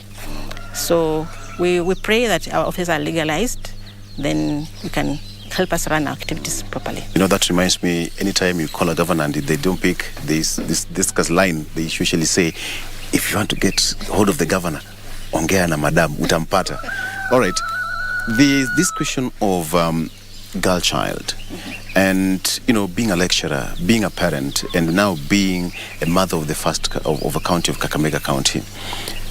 Tell me your situation and your state and your position in the issue of girl child and boy child kind of upbringing in the current society. When we look at Kakamega County, like I've already mentioned, we have issues of teen pregnancy.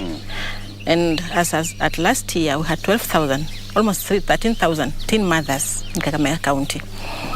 And that is the reason why I have taken it upon myself to champion the issue of teen pregnancy. Championing, not saying that I'm encouraging, but I'm saying that we have to reduce the numbers of teen pregnancy. Yes.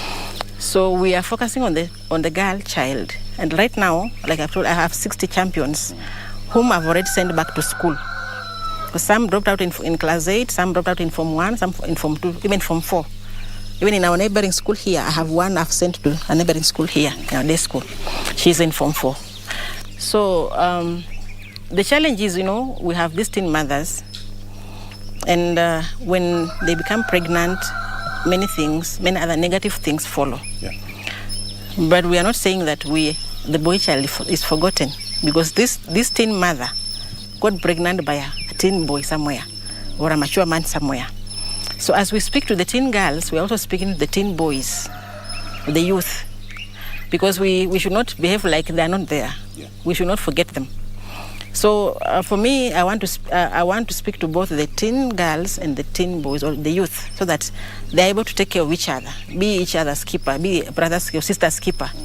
So that when we speak to the boys, they should understand why it's wrong for these girls to get pregnant early. When they understand why it's wrong for them to get pregnant early, then they'll help us reduce the numbers. We recently had the World International Women's Day, and from 1995, Kenya as a nation has made a lot of steps. But let me get your point on this in terms of celebrating women and the achievements they've made. Do you really think that women have so far put their selves in the limelight, as it was, proposed in Beijing in 1995? Thank you. When we look at the women right now from 1995, they have made enormous strides in having opportunities. But we cannot say we have achieved what we wanted.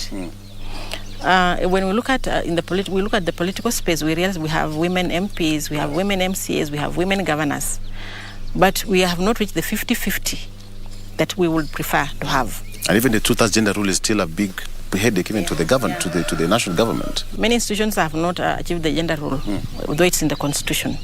So we say women have achieved, yes, but not what is required. And despite the few opportunities, we still have many challenges. we realize that even these ones who are in positions of power, some are still going through challenges from their male bosses, for example. We still have some who are denied leave, for example, like I am expectant, I want to go on leave, or I'm unwell. Then we are told, this woman is always asking for leave. So despite the few opportunities we have had, we still have many challenges that women still go through. So we haven't achieved what we would like to have as women, but we have made some strides. Recently, you've been visiting prisons and talking to them, educating them.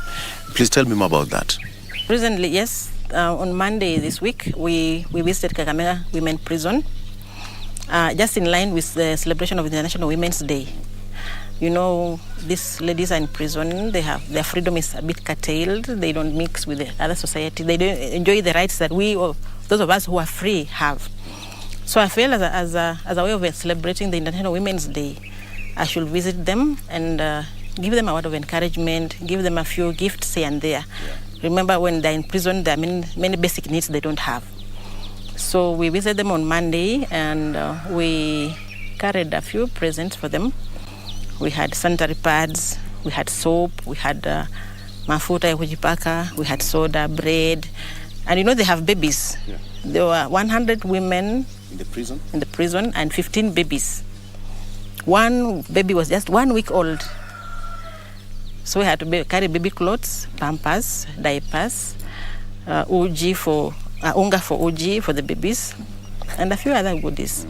And what shocked me is I was told nobody has ever visited them. In the last 10 years of devolution, no one has ever visited them. So they were shocked that even I was going to visit them. And they were so happy. Yeah. And what also shocked me is when I gave them soap, those women went wild. Soap, hii sabuni ya kipande. Hey mama, we don't have this. Mungu amekuleta wewe utupatie hii sabuni leo. They went wild.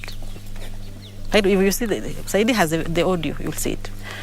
So there's a mama who prayed for me, I don't know how many times. When I just gave her soap, she began praying. When I gave her soda, she was praying for me and my generations to come. So then you realize they're small things, but which really mean a lot to people. Yeah. Small things which mean a lot, and they're the same things that even these people in the community are facing. Small things which they don't have, and they really mean a lot. Imagine just sabuni ya kipande. They don't have soap, they don't have, na tukaambiwa tununue mafuta ya ng'ombe. Mafuta ya ng'ombe? Tusinunue mafuta ingine yoyote, nunua mafuta ya ng'ombe. We bought the mafuta ya ng'ombe, we bought them sanitary pads, and tissue. And those are basic things, but they don't have. Yeah. Well, that tells a lot that we should be appreciating whatever little we have out here, in a big way. We need to be thankful. So I just went there to encourage them that even though they're in prison, life does not come to an end. They should, if actually they committed those crimes, wakubali makosa yao, wakubali hiyo kifungo, then wakitoka wabadilike. Prison is to reform. Change their behavior. So wakiwa pale wabadilike, wajifunze skills, because they are learning many skills inside there, by the way. Dressmaking, they can make cakes, they can make baskets, they can make handbags. They are being taught many skills. So I told them, at least when you're here, use your time well, learn the skills, so that ukitoka huko nje, then you can able to continue with your life. Yeah. You can earn a living. Absolutely. Yeah.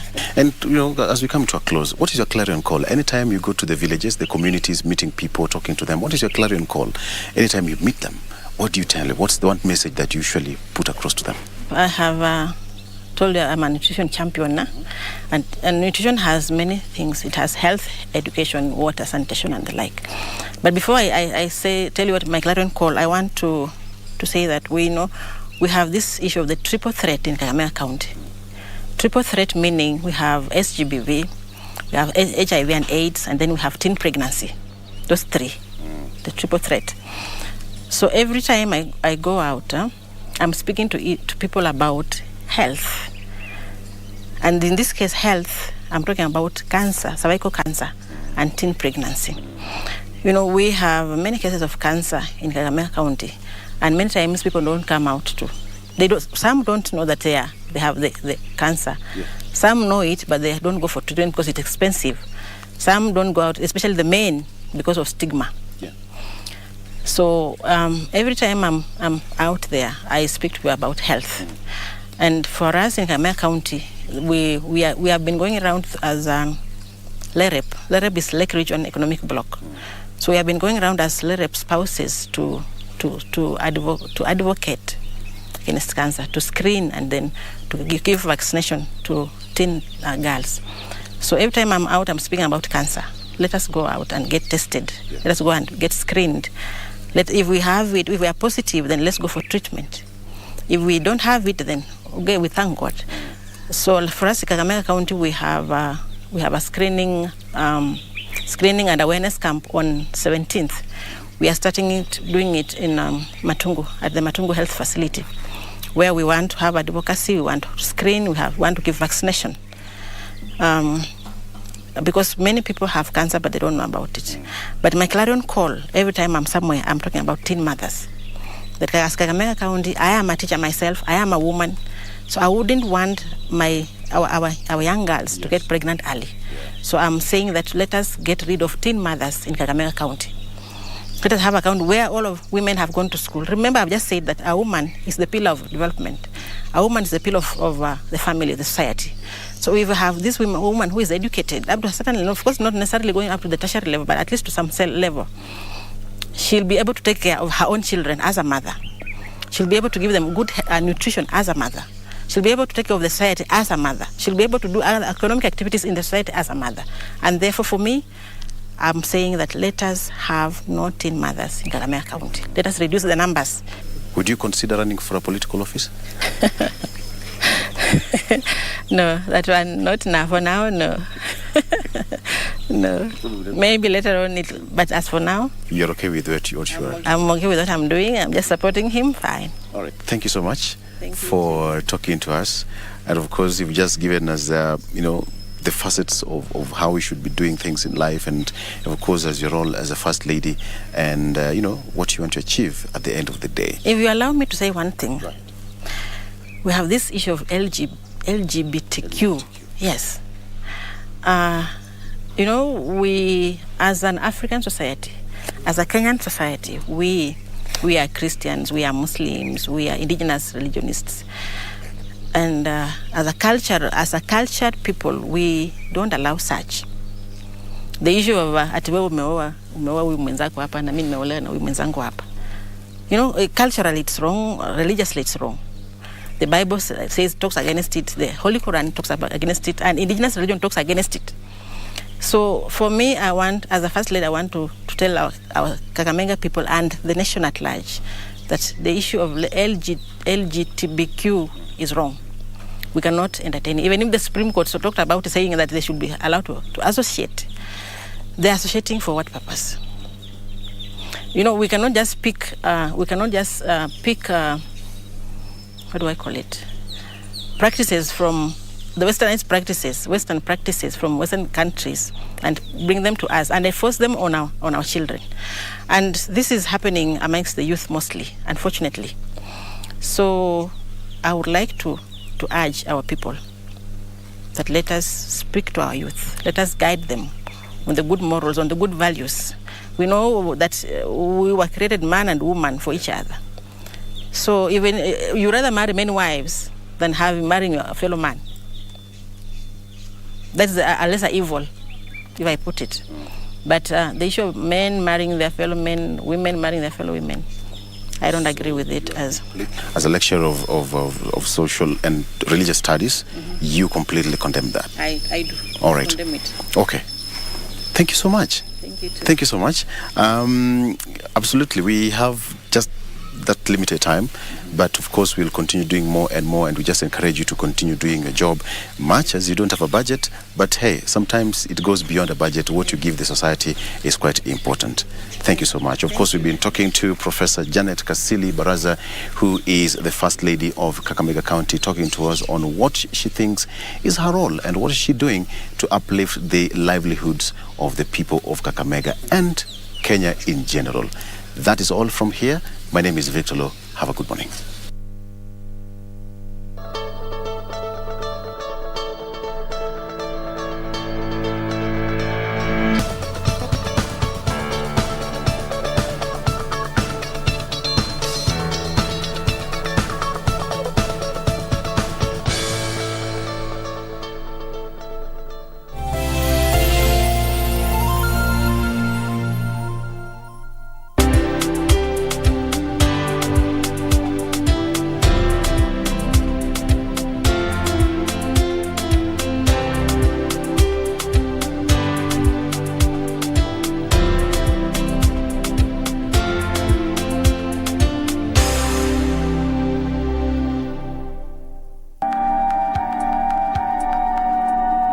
Good morning, beautiful. Na wewe nani kwanza? The name's Lawrence. I am here to see your husband, Mr. Pitt. There's no tea neither. Why don't you call him? Then why are you still holding the gate? No, na siku hizo unacheza na boss wako games zingine funny. Just to remind you, if you came here to snatch someone's husband, Mama Felix will tear you down like a piece of pepper. We need to fire that maid.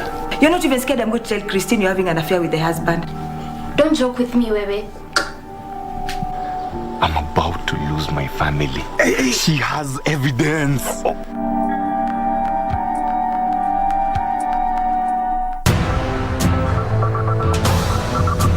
Tumepata intel kwamba mmoja wa vijana wa Burhan is coming away to be smuggled into the country. How credible is the intel, sir? Very credible. Ni nani? The bomb maker. HQ iko na reason ya kubilivia kwamba one of Burhan's lieutenants atakuwa smuggled into a country through hii border crossing. Wazi.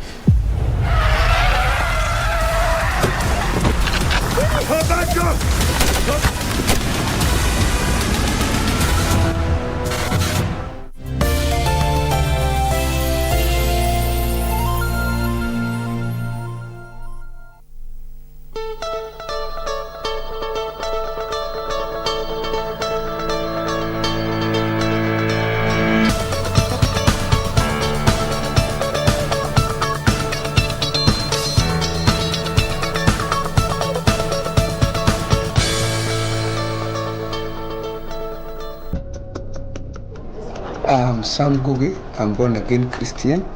I come from Murang'a County. I stay in Kasarani. I'm married, only one wife, and we are blessed with 2 boys against all odds. Immediately from honeymoon, I was diagnosed of cancer NPC stage 3, and immediately I was told after starting the first chemo for the next 20 years, will never be called a daddy. But against all odds, we have 2 boys in the house. Now I started the chemo and radiotherapy. In between the treatment, the body could not withstand the side effect of chemo and radiotherapy. And by God's grace, I was connected to someone who impacted us about how to overcome this through the 3-tier model, spiritual, dietary, and also the medical way. When I incorporated the 3-tier model, I overcame. I was given a clean bill of health, and that's when I gotten a burden to impact people who are going through the same what I went through. I started a foundation by the name CAM Foundation, that is Cancer Awareness and Management Foundation. The reason why I got that burden, it's because I remember when I was in that chemo and radiotherapy, the doctor almost gave up on my treatment because the body was very weak. I was not able to withstand the side effect. But through the information I received through the treatment about diet, about the spiritual nourishment, faith in God, power of prayer, and also about diet, the kind of food I'm supposed to take to help me boost my immune system. So I saw it important to share with general public the importance of impacting them, because there's this saying which says information is power. And also the word of God says in the book of Hosea, my people are perishing for lack of knowledge.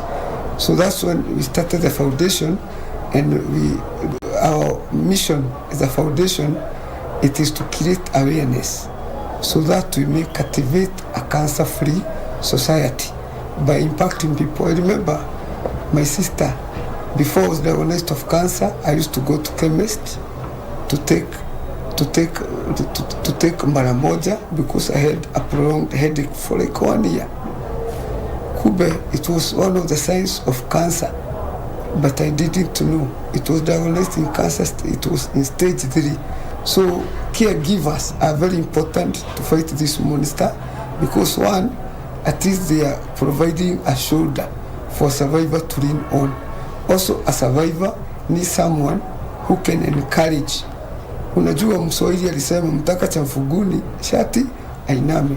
So remember, as a caregiver, you have always to be there to help the patient, especially wakati ana need something, you are always there to help. Something else very important about caregiving, I was almost to give up this journey, but my wife was always there to encourage me. That's why it's very important to have a very serious and any concerned caregiver, because were it not for her encouragement, were it not for her persistence, I remember I used to give up. I used to give up on this journey, but she was always there to encourage me, to pray for me. Then I was somehow, when she provides something for me to eat, inasema hapana sitaki, then kutapika. One of the side effects of chemotherapy, kutapika. But one of the important part of caregiver, my wife was very persistent. Nikitapika ananiletea kikombe kingine na nikunywe. Tena naenda natapika ananiambia, even if you take 10 times, I will not give up. I will always provide all whatever is needed for you. Yeah, my name is Julia Sam, and I am a co-founder in CAM Foundation. Yeah, and it's a journey that we started after my husband was diagnosed with cancer, and he overcame. And from there, we saw a need to also work with other people who have gone through the ordeal, because cancer, as the name suggests, most of the time when it comes to the ear of the hearer, it becomes like a death sentence. But after having gone through it, we saw that there's a need to also work with other people so that they cannot carry the burden without knowledge on how to go about it. Yeah. Kwanza, my case was not easy, because actually I just gotten married a few months. Not even few months, immediately after honeymoon. And you know, when you're getting married, you have a whole future in front of you. And now hearing the name cancer looks like the whole world has come to a crumble. But of course, it came to me, I got devastated at first. And I can say, I really cried a lot. But even after the crying and getting devastated, things didn't change. So I saw now that whatever has happened now is a reality. It's true, it's cancer. I had never heard about cancer. It's around 10 years ago. I'd never heard of cancer in my family. I'd never had cancer of anybody close to me. Now here I was, and my husband, who is just my newly wedded husband, has been diagnosed with cancer. So of course I was devastated. But even after getting devastated, what do? Is a fact. And it is facing you. And I saw a need to rise above the frustration, to rise above the agony, and face the situation as it is. And of course, having anchored my faith in God, I knew that with God all things are possible, that even if it's cancer, yes, as it is, that I can rise above it. So I took it upon myself. Of course, we went through the doctor, and he got treatment, and the side effects of chemo and radiotherapy, it's not easy. So I looked for ways to try and curb the side effects of radiotherapy and even chemo. For instance, people who are going through chemo, you find that the iron levels or the blood levels really goes down for some reason. I may not know why. Maybe the doctors can explain to us. And even when the white blood cells also goes down. At one time, I remember my husband was quarantined because his white blood cells were literally down. So anytime he would go out, he could anaweza patwa na ugonjwa wote. But I looked for ways to go about this. I looked for foods that can help lift the immunity level. I also looked for foods that can help boost his iron levels. So literally, I would say, when you're working with a cancer patient, it's very important to watch on what they are going to take, because the toll that the medicine takes on them. And also, it's also good to encourage the cancer patient and tell them that cancer is not a death sentence. Because most of the time when a spouse gets cancer, I've had so many instances where they have really separated because the other spouse could not take that. But they should know that cancer is not a death sentence.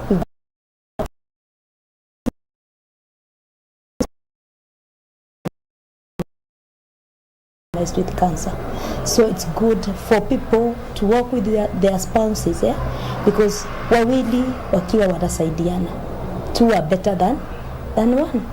So emotionally, be there for your partner. It's good when you're there for your partner emotionally. It's good to be there for your partner.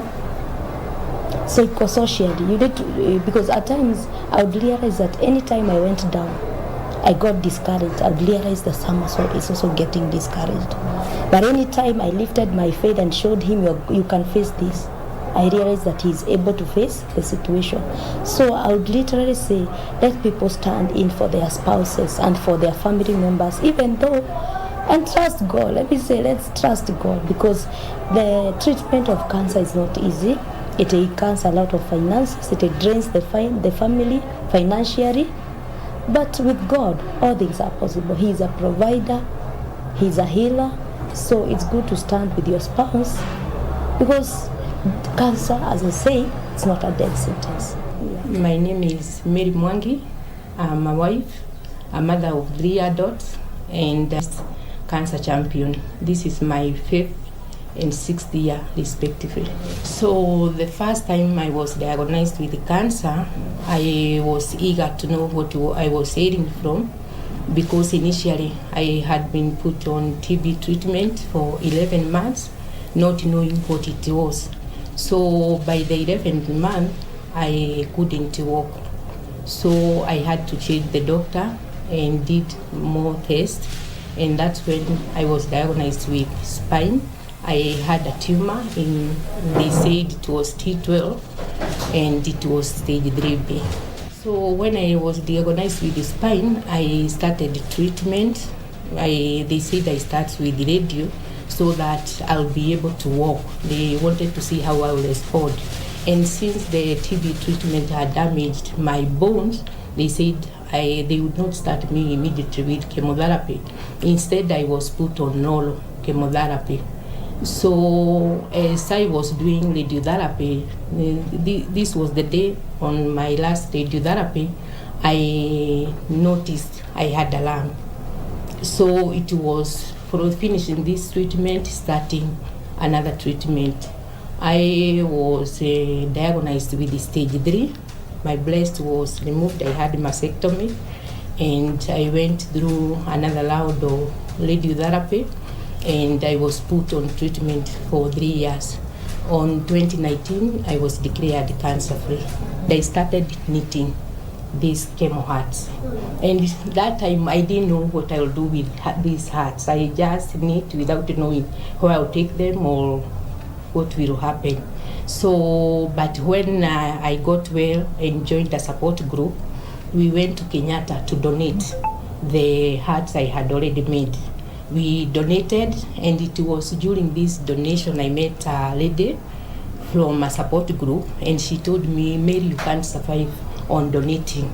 You also need to make it like, to take it at another level like a business, and you start selling, so you'll be able to buy more wool.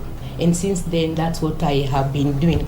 Later, I realized because the prosthesis I bought, it was artificial, and it was very costly, because I remember I bought at 22,000. So I asked myself, how many women can afford this, considering they are already in treatment? When you get cancer, breast cancer, you are already in treatment. So I learned how to knit these ones. And so I knit, I donate, I sell, because there are those patients who are needy. I donate to them. There are others who are able to buy. And I also, many people buy from me and they donate. So this is what we are doing. And you know, like when I am called by anybody to go and see a cancer patient, like a breast cancer survivor or any cancer, I use my resources. So we're glad we can say mambo ni tofauti. And I wish even the government can support this so that we can be able to reach more and more, because sometimes you reach them, you don't know what to do with them, you can't help. There is very little you can do. So I wish the government can do that, because cancer is very, very, very expensive and not many can afford that. Mimi naitwa Susan tu, nilikuwa na breast cancer na nashukuru Mungu I was declared nimepona April last year. Sikuwa najua cancer ni nini, na ile tu nilikuwa najua, nilikuwa nasikia watu wakiongea mambo ya cancer. Kwa hivyo wakati nilisikia niko nayo, nilitetemeka sana na nikaona kaa ni kifo mbele yangu. So lakini before cancer nilipitia fibroids, nikawa niko na fibroids, nikaenda nikafanyiwa operation, that was 2019 April. Alafu sasa nikatibiwa hiyo fibroids until July still 2019, nikawa niko na blood clot. Kutoka kwa blood clot nikatibiwa for 7 months. Come 2020 nikawa tena niko anemic, tena nikatibiwa for 2.5 months until sasa. Wakati nilikuwa natibiwa hiyo anemia, nikaongea na daktari, nikamwambia nasikia tu kauvimbe kidogo kwa matiti. So daktari akaniambia saa vile aliniguza as he was coming every week, every Monday anakuja anaguza, ananiambia sasa wakati nitutamaliza hii treatment ya anemia utakuja tuendelee na hii treatment ingine. So wakati nikasikia hiyo himizo, juu daktari aliniambia ati tutaangalia, wacha niende nimuulize mambo na hii kuangalia ilikuwa nini. So wakati nilienda nikampata ako kwa ofisi na akaniambia niende nipigwe picha ya x-ray. Nikaenda nikapigwa na nikarudi kwake, akaniambia sasa vile utafanya biopsy. So wakati nilifanywa biopsy ikasemekana niko na first stage ya cancer. So 2021 January 15 ndio sasa nikaenda nikatolewa matiti na nikaendelea na chemo. After chemo nikafanya radiotherapy. After radiotherapy sasa I was declared a survivor. Sasa kwa hiyo treatment ya cancer, for sure it is very expensive. Juu daktari mwenye alikuwa ananifanyia anaitwa Dr. Ojuka, aliniambia ni 300,000. Sasa hiyo nimesimamishwa kazi, I'm unemployed, I'm a widow, na sasa sina kazi. So nikamuuliza sasa what do I do? Juu sasa siwezi na sina income yoyote na siku hata nimesave. Juu watoto wangu hata walikuwa shule. So daktari akaniambia vile tutachukua form ya NHIF. Juu NHIF huwa wanasaidia. So out of hiyo ya NHIF walinipatia 120,000. So akaniambia niende nikatafute hizo zingine. So I tried to talk to people. Hata yeye alinisaidia sana juu hata hao wali reduce the cost. So I managed kutolewa. Support ilikuwa ngumu juu wakati huo ulikuwa wakati wa corona. So niliongea na our siblings, which mmoja wao ndiye tu alikuwa able to, lakini hangeweza kunisupport vile. So yeye alikuwa maybe ananinunulia tu matunda. So I had to open up myself and talk it out. So I talked to some of the church members, wakaunganisha ka WhatsApp group. So kila mtu yenye alikuwa nayo akanisupport, plus now the siblings, plus now the NHIF. I would tell the cancer patients that ile burden Mungu ameweka ndani yako is powered in 1 Corinthians 10:13, that he always provides a way. No temptation has seized man, and everything is common to man, and God will always provide a way that you can escape it. So naweza waambia, cancer though it sounds a killing disease, ukiamini Mungu, there is nothing impossible with God. Number 2, speak it out. Unajua ukiwekea kitu kwa roho yako itakuwa wewe mwenyewe, but when you speak it out, ukuje uniambie, nitapata nafasi ya kukuombea, nitapata nafasi, hata nikipata tunda moja nitakuja visit. At least I'll see people visiting me, or you can visit that other person.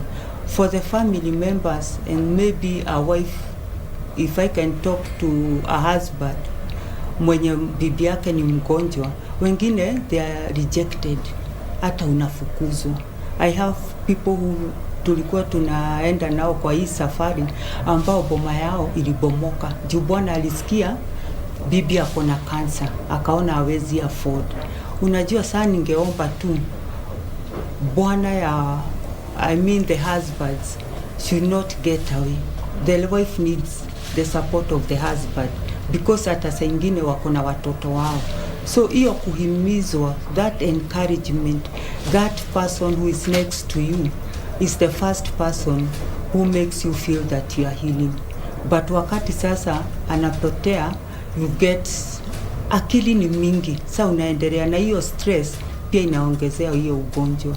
So to me, I would say hata uko kwa community, ukisikia mtu ako na cancer, ana need your support, just the visit, just the word out of your mouth will really heal that person.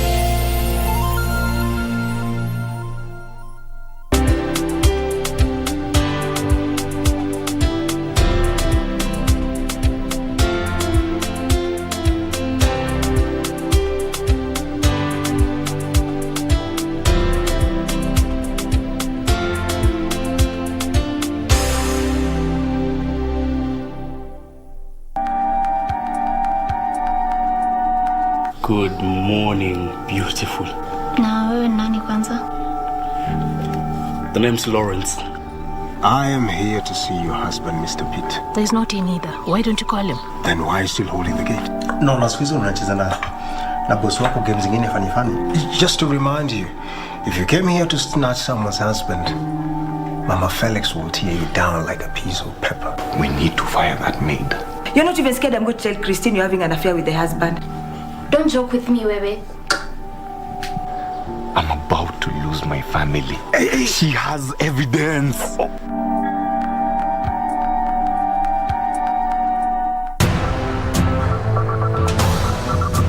Tumepata intel kwamba mmoja wa vijana wa Burhan is coming away to be smuggled into the country. How credible is the intel, sir? Very credible. Ni nani? The bomb maker. HQ iko na reason ya kubilivia kwamba one of Burhan's lieutenants atakuwa smuggled into a country through hii border crossing. Wazi.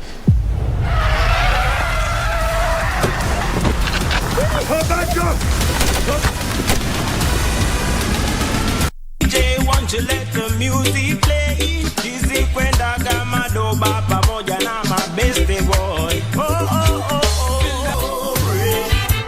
Glory to the Father. Come on, let us praise His name. Her heart. Tumepata intel kwamba mmoja wa vijana wa Burhan is coming away to be smuggled into the country. How credible is the intel, sir? Very credible. Ni nani? The bomb maker. HQ iko na reason ya kubilivia kwamba one of Burhan's lieutenants atakuwa smuggled into a country through hii border crossing. Wazi.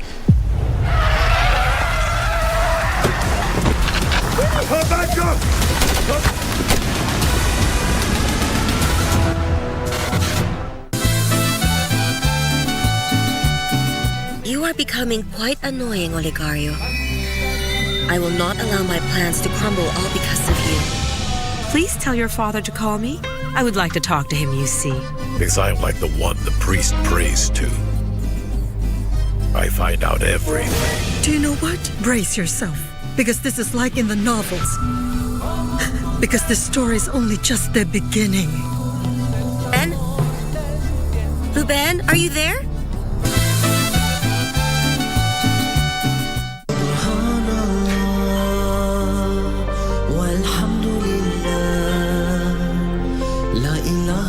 Allah anatuambia ndani ya kitabu chake kitukufu, enyi ambao mlioamini nimewafaradhishieni funga. Yani enyi mlioamini funga ya Ramadhan imefaradhishwa juu yenu kama ilivyofaradhishwa katika wale ambao waliwatangulia, ili muweze kumcha Mwenyezi Mungu Subhanahu wa Ta'ala. I will never let go. I will never let you. Nini huko shule saa hizi? Basi nilifukuzwa na mabodi wa huko. Unaniambia sababu naitisha kuku mara 3 kwa saa nyingine kwa wiki, kwa mwezi. So it is us parents who are feeding you. Sio? No, you're not feeding us. We are helping your kids to know how to cook. Senior chief.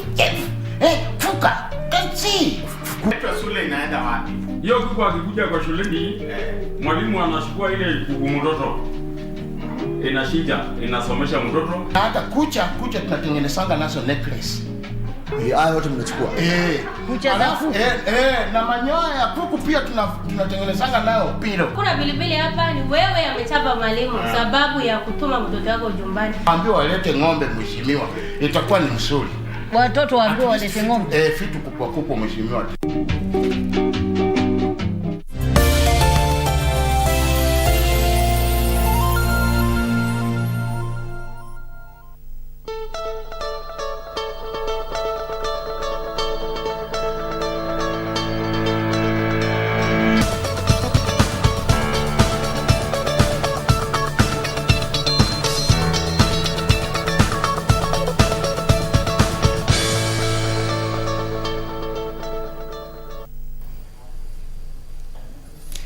Hello and welcome. This is Good Morning Kenya. My name is Alan Oko, standing in for Ram Aguko. Well, now you have a very interesting session coming up.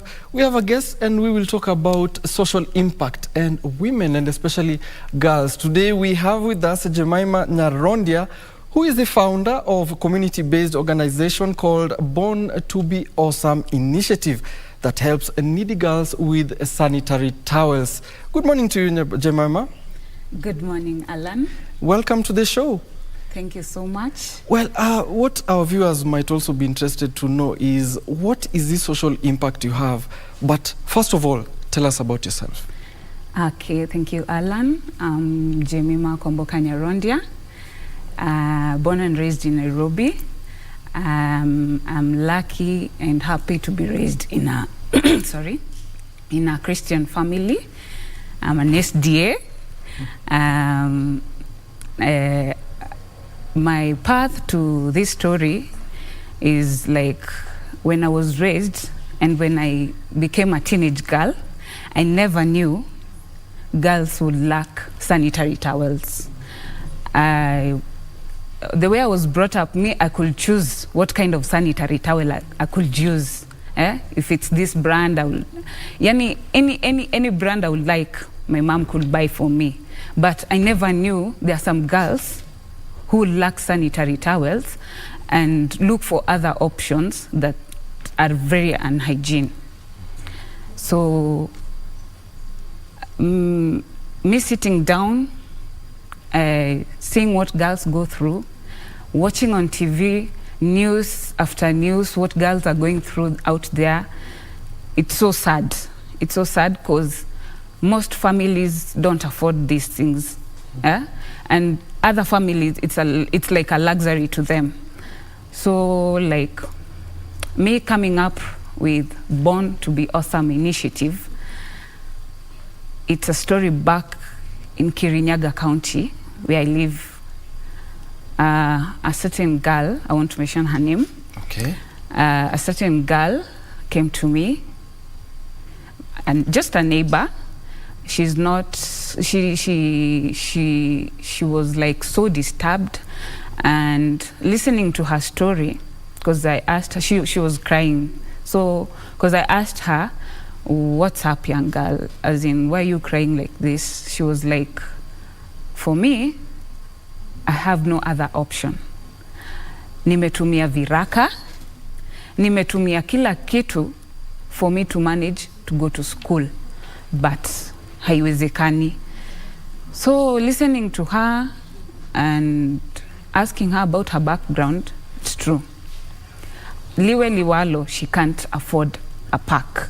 So this was just part of the spark that gave you the idea. Yes. How did you actually manage to start this up with that one example?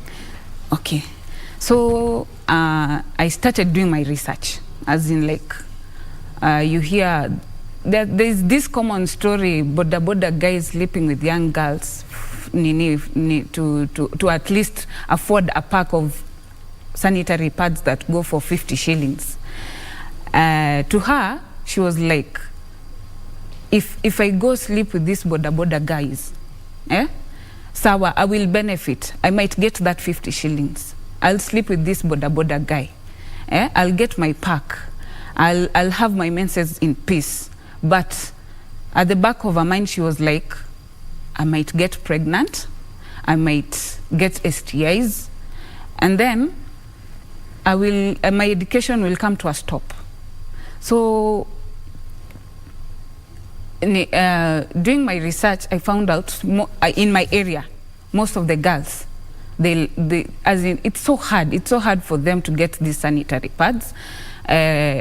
Wengine wamejaza deni kwa duka ya sanitary pads.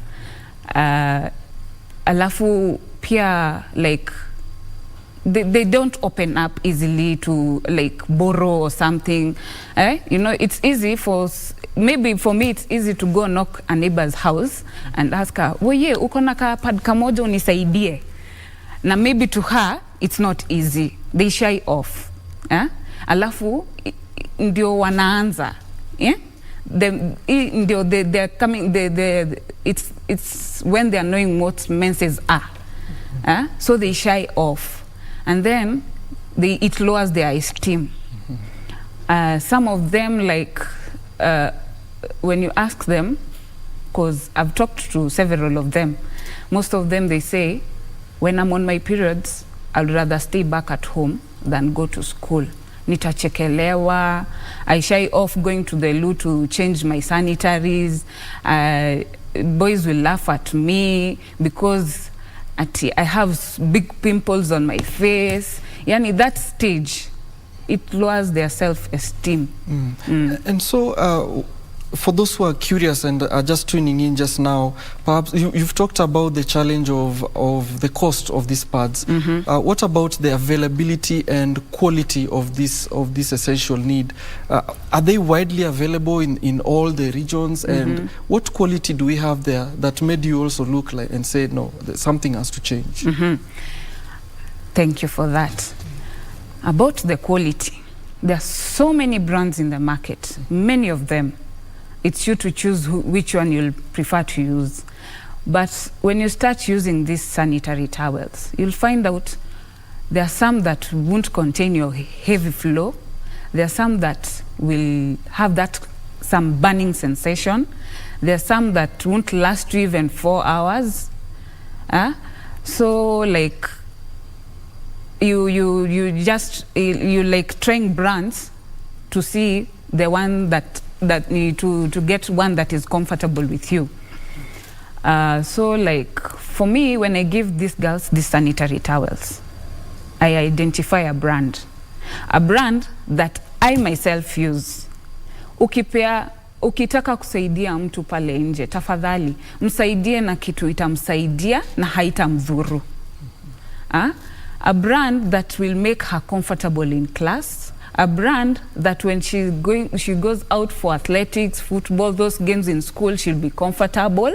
A brand, some of them wanasema, give me something that no one will notice I'm on my menses. Okay? There are such brands.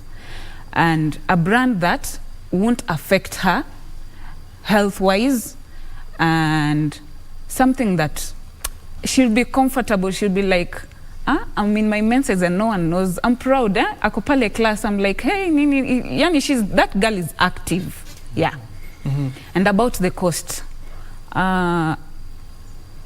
most of the brands, the sanitary towels, the price went up, and it has become a big challenge. Even a challenge to where I live or where you live. There are some who don't stock now sanitary towels because of the price. There are some who will stock, and that sanitary towel will be in that shop for like, I don't know how long, until it expires because of the costs. We were like requesting even other brands to like pack at least, even if it's 3 pieces in a pack, something someone can afford. At least I have something to use this month, because the price, imagine 50 shillings saizi, getting 50 shillings is a challenge. Is a challenge to many people.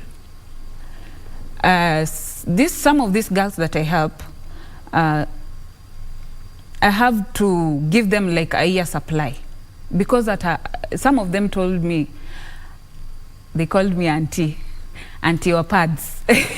Auntie or pads. Imagine me, even if you give me these 2 packets, they'll only last me 2 months. And then after 2 months, what will happen? Because ata mama fanye nini juu chini, imagine I won't get a packet after these 2 packets. Whatever mom will do, I won't kabisa. So you have to tia bidii and supply her like a whole year. Yeah.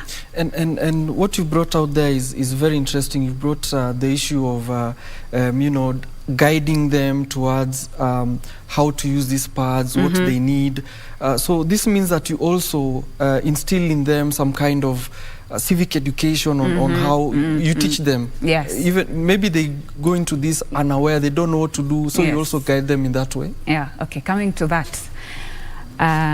When I founded Born to Be Awesome Initiative, I have a very good partner, my close friend called Terry Adela Tacos. We've been visiting schools, mostly in the western side of the country. There is where we started this initiative, sharing the sanitary towels. We've visited several schools there, and when we visit, we look for a most needy school where we'll go share the sanitary towels. We talk to the administration first. We talk to them, we talk about, they tell us about the girls, some of the background of the girls, and then like we take the number of girls, and then we come up with a number of packets, and then we go share. Before sharing, we gather all of them together. We talk to them about menstrual hygiene and menstrual trauma, and then some of them we noticed they need to be talked about mental health. We discovered most of these girls, when they start their menses, they shy off from the society. Some of them decide they will never go back to school. Some of them, they see blood like something so strange in their life that it traumatizes them. They become traumatized in a way that this girl, at her concentration in class, haiko kabisa, haiko kabisa. Hata when we ask the teachers, they'll tell you, hey, this girl, ever since she started her menses, she's on her own, always on her own, and most of the time misses class. She doesn't understand what is happening to her body. Though some of them, it is in the syllabus, though some of them, they've been taught, they know what is happening, what is puberty. I'm a preteen now, I'm a teenager. But some of them, it's like, sawa, they've been taught this, but it's a change in life that they need to be talked to and come out to be like, I'm now becoming a woman. Huh? I'm becoming a woman, and my body has to change, and I have to adapt to these changes. So like, we get some of these girls, we talk to them. We make them understand what is happening to their bodies. We make them understand they're becoming now a woman. We make them understand the precautions they have to take, because that change can cause a lot in life. We talk to them, we share them, we share stories, we give them examples of big people in the society to make them comfortable. To know, like, actually we use this term, we tell them, nyinyi ni wa maana. Mwanamke ni wa maana. In the society, we actually, when we talk to them, we actually even at times mix them with boys, for these boys to understand what is going on with their sisters. For these boys to have, we talk to the boys so that their sisters can be comfortable when they are around them. Kuna wanasema wanatusiwangwa sana, anaambiwa we toka unanuka, wewe sijui nini. Hey, they share a lot. But then when you talk to these girls, when you share a story with them, they will open up.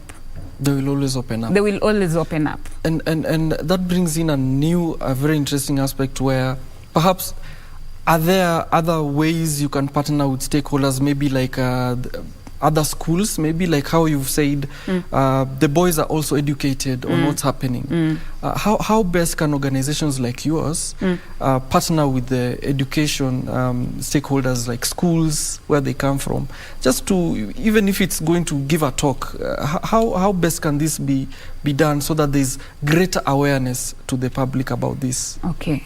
I would urge them, these stakeholders, I will urge them, when they go for these talks in schools, most of the time we separate from the boys. Sema, nimekuja tuna because of the girl child. Nimekuja to build girl child. At times I feel we do wrong, because most of us, that's what we do. At times I feel we do wrong. We should, when we gather these girls together, gather the boys too. Share with them what you have. Okay, you might not be having carried something for the boys, but whatever you'll talk to them, atatoka hapo kama amebeba something. Okay, I will share the sanitary pads with the girls, but at the end of the day, this boy will know how to take care of her sister when these things happen. Because most of the boys don't know what a mens is. Ata wengi will ignore. When a girl will mess her uniform, atamcheka. Atamwambia toka hapa wewe nini, wewe ni mchafu. But when we talk with these girls, talk with the boys too. Make them understand what their sisters are going through. Make them understand. Talk to them. Ata, they're the ones who are supposed to be helping their sister. Shoulder to lean on, I say. Like,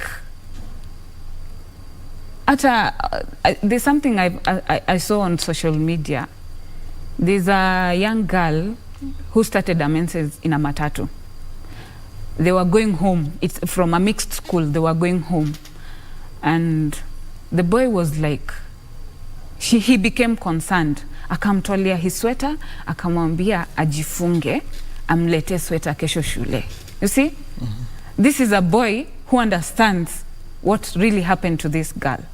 So something like that. When we talk to these girls, share with the boys too.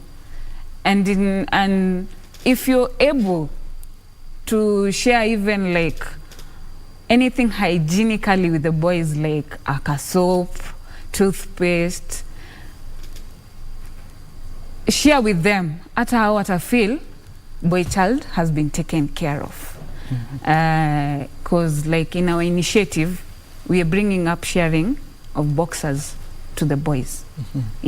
When we give the girls the sanitaries, we give the boys boxers.